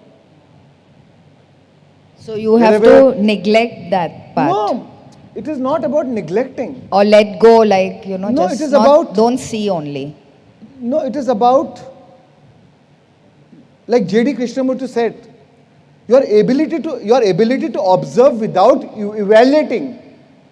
Your ability to observe without evaluating is the highest form of human potential. Yes, I got it. Yeah. Why do you have to always evaluate something? Right? Why do you have a critic always running in your mind to evaluate something? जो है जैसा है बस है. And the universe is beautiful because of differences. The universe will never be fun. The earth will never be fun if there's no differences. Imagine if everything is just plant. No fun. If everything is only human, there's no plant, there's no animal, no fun. If there's only day, there's no night, there's no fun. So you value night because of day. You value your humanness because there's plant beings, animal beings. So, world is beautiful because of differences. So no judgment. There's nothing negative, nothing positive. Everything is working as per law of attraction. God has created this law of attraction, and then everything is working as per that law. So kya right, kya wrong? So basically observe without evaluating. Yes. Thank you. Even the so-called tragedies that you see in our life. Richard Bach said, the depth of your belief, the depth of your ignorance is directly proportionate to your belief in injustice and tragedy. Is directly proportionate to your belief in injustice and tragedy. There's no injustice, there's no tragedy. Everything is working as per law of attraction. And I am not saying that an act of war or an act of crime is not a good thing, is a good thing. But judging them is another, now you are making it personal. Yes. Right? Thank you, sir. World is perfect because of imperfections. Right? Thank you. There is balance, absolutely. Yeah. Sir, I want to ask you the significance of meditating in a pyramid, like meditating in a plane and meditating inside the pyramid.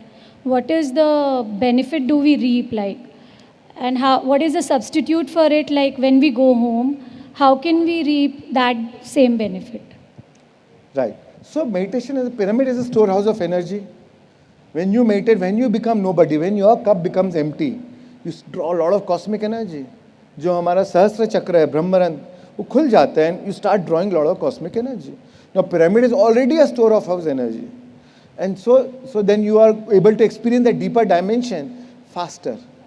Right?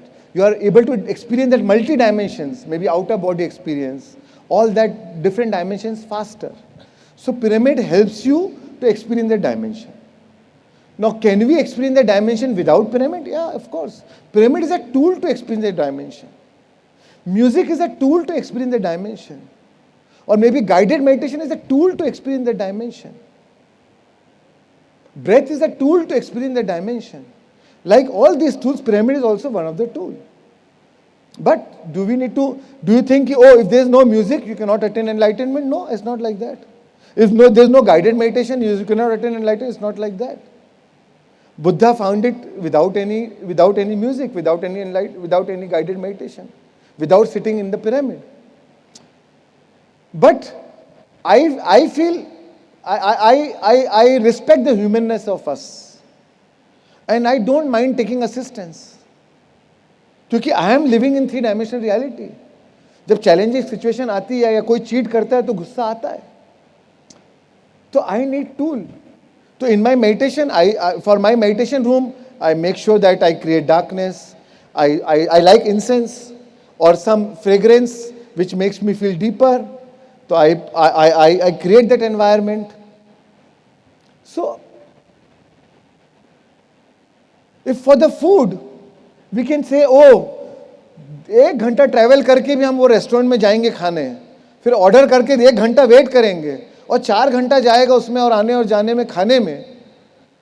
तो something why not enrich which is enriching my soul? Why not use all the ingredients to enrich my soul? So I like it that way.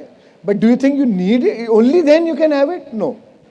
Sir, that's true, definitely. But I was asking, like, I've heard from people, like, if you wear the pyramid cap, it will be that effective? Like, is it equivalent to meditating in the pyramid?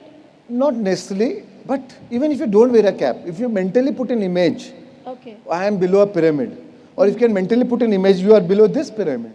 You are connected to energy is beyond time and space, right? That dimension is beyond time and space. That is the power of imagination. If I tell you, hug a friend sitting in US with your open eyes, you can't do it. But if it told you close your eyes and imagine your friend in US and now you are hugging that person, you are able to do it. Yeah. And you will actually feel it. Your body will actually release oxytocin, the love chemical, the hug drug. Yeah. And you will feel that oneness, that joy in their heart. So that is the power of imagination. Thank you so much, sir. Thank you. All right, friends, so thank you. We'll take break now. And we meet at 9 o'clock at Amphitheater for the concert. Thank you. Thank you.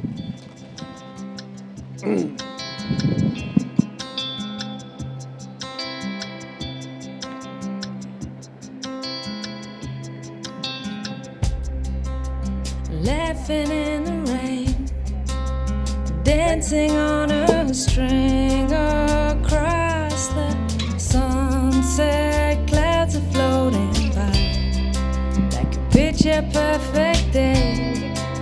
Where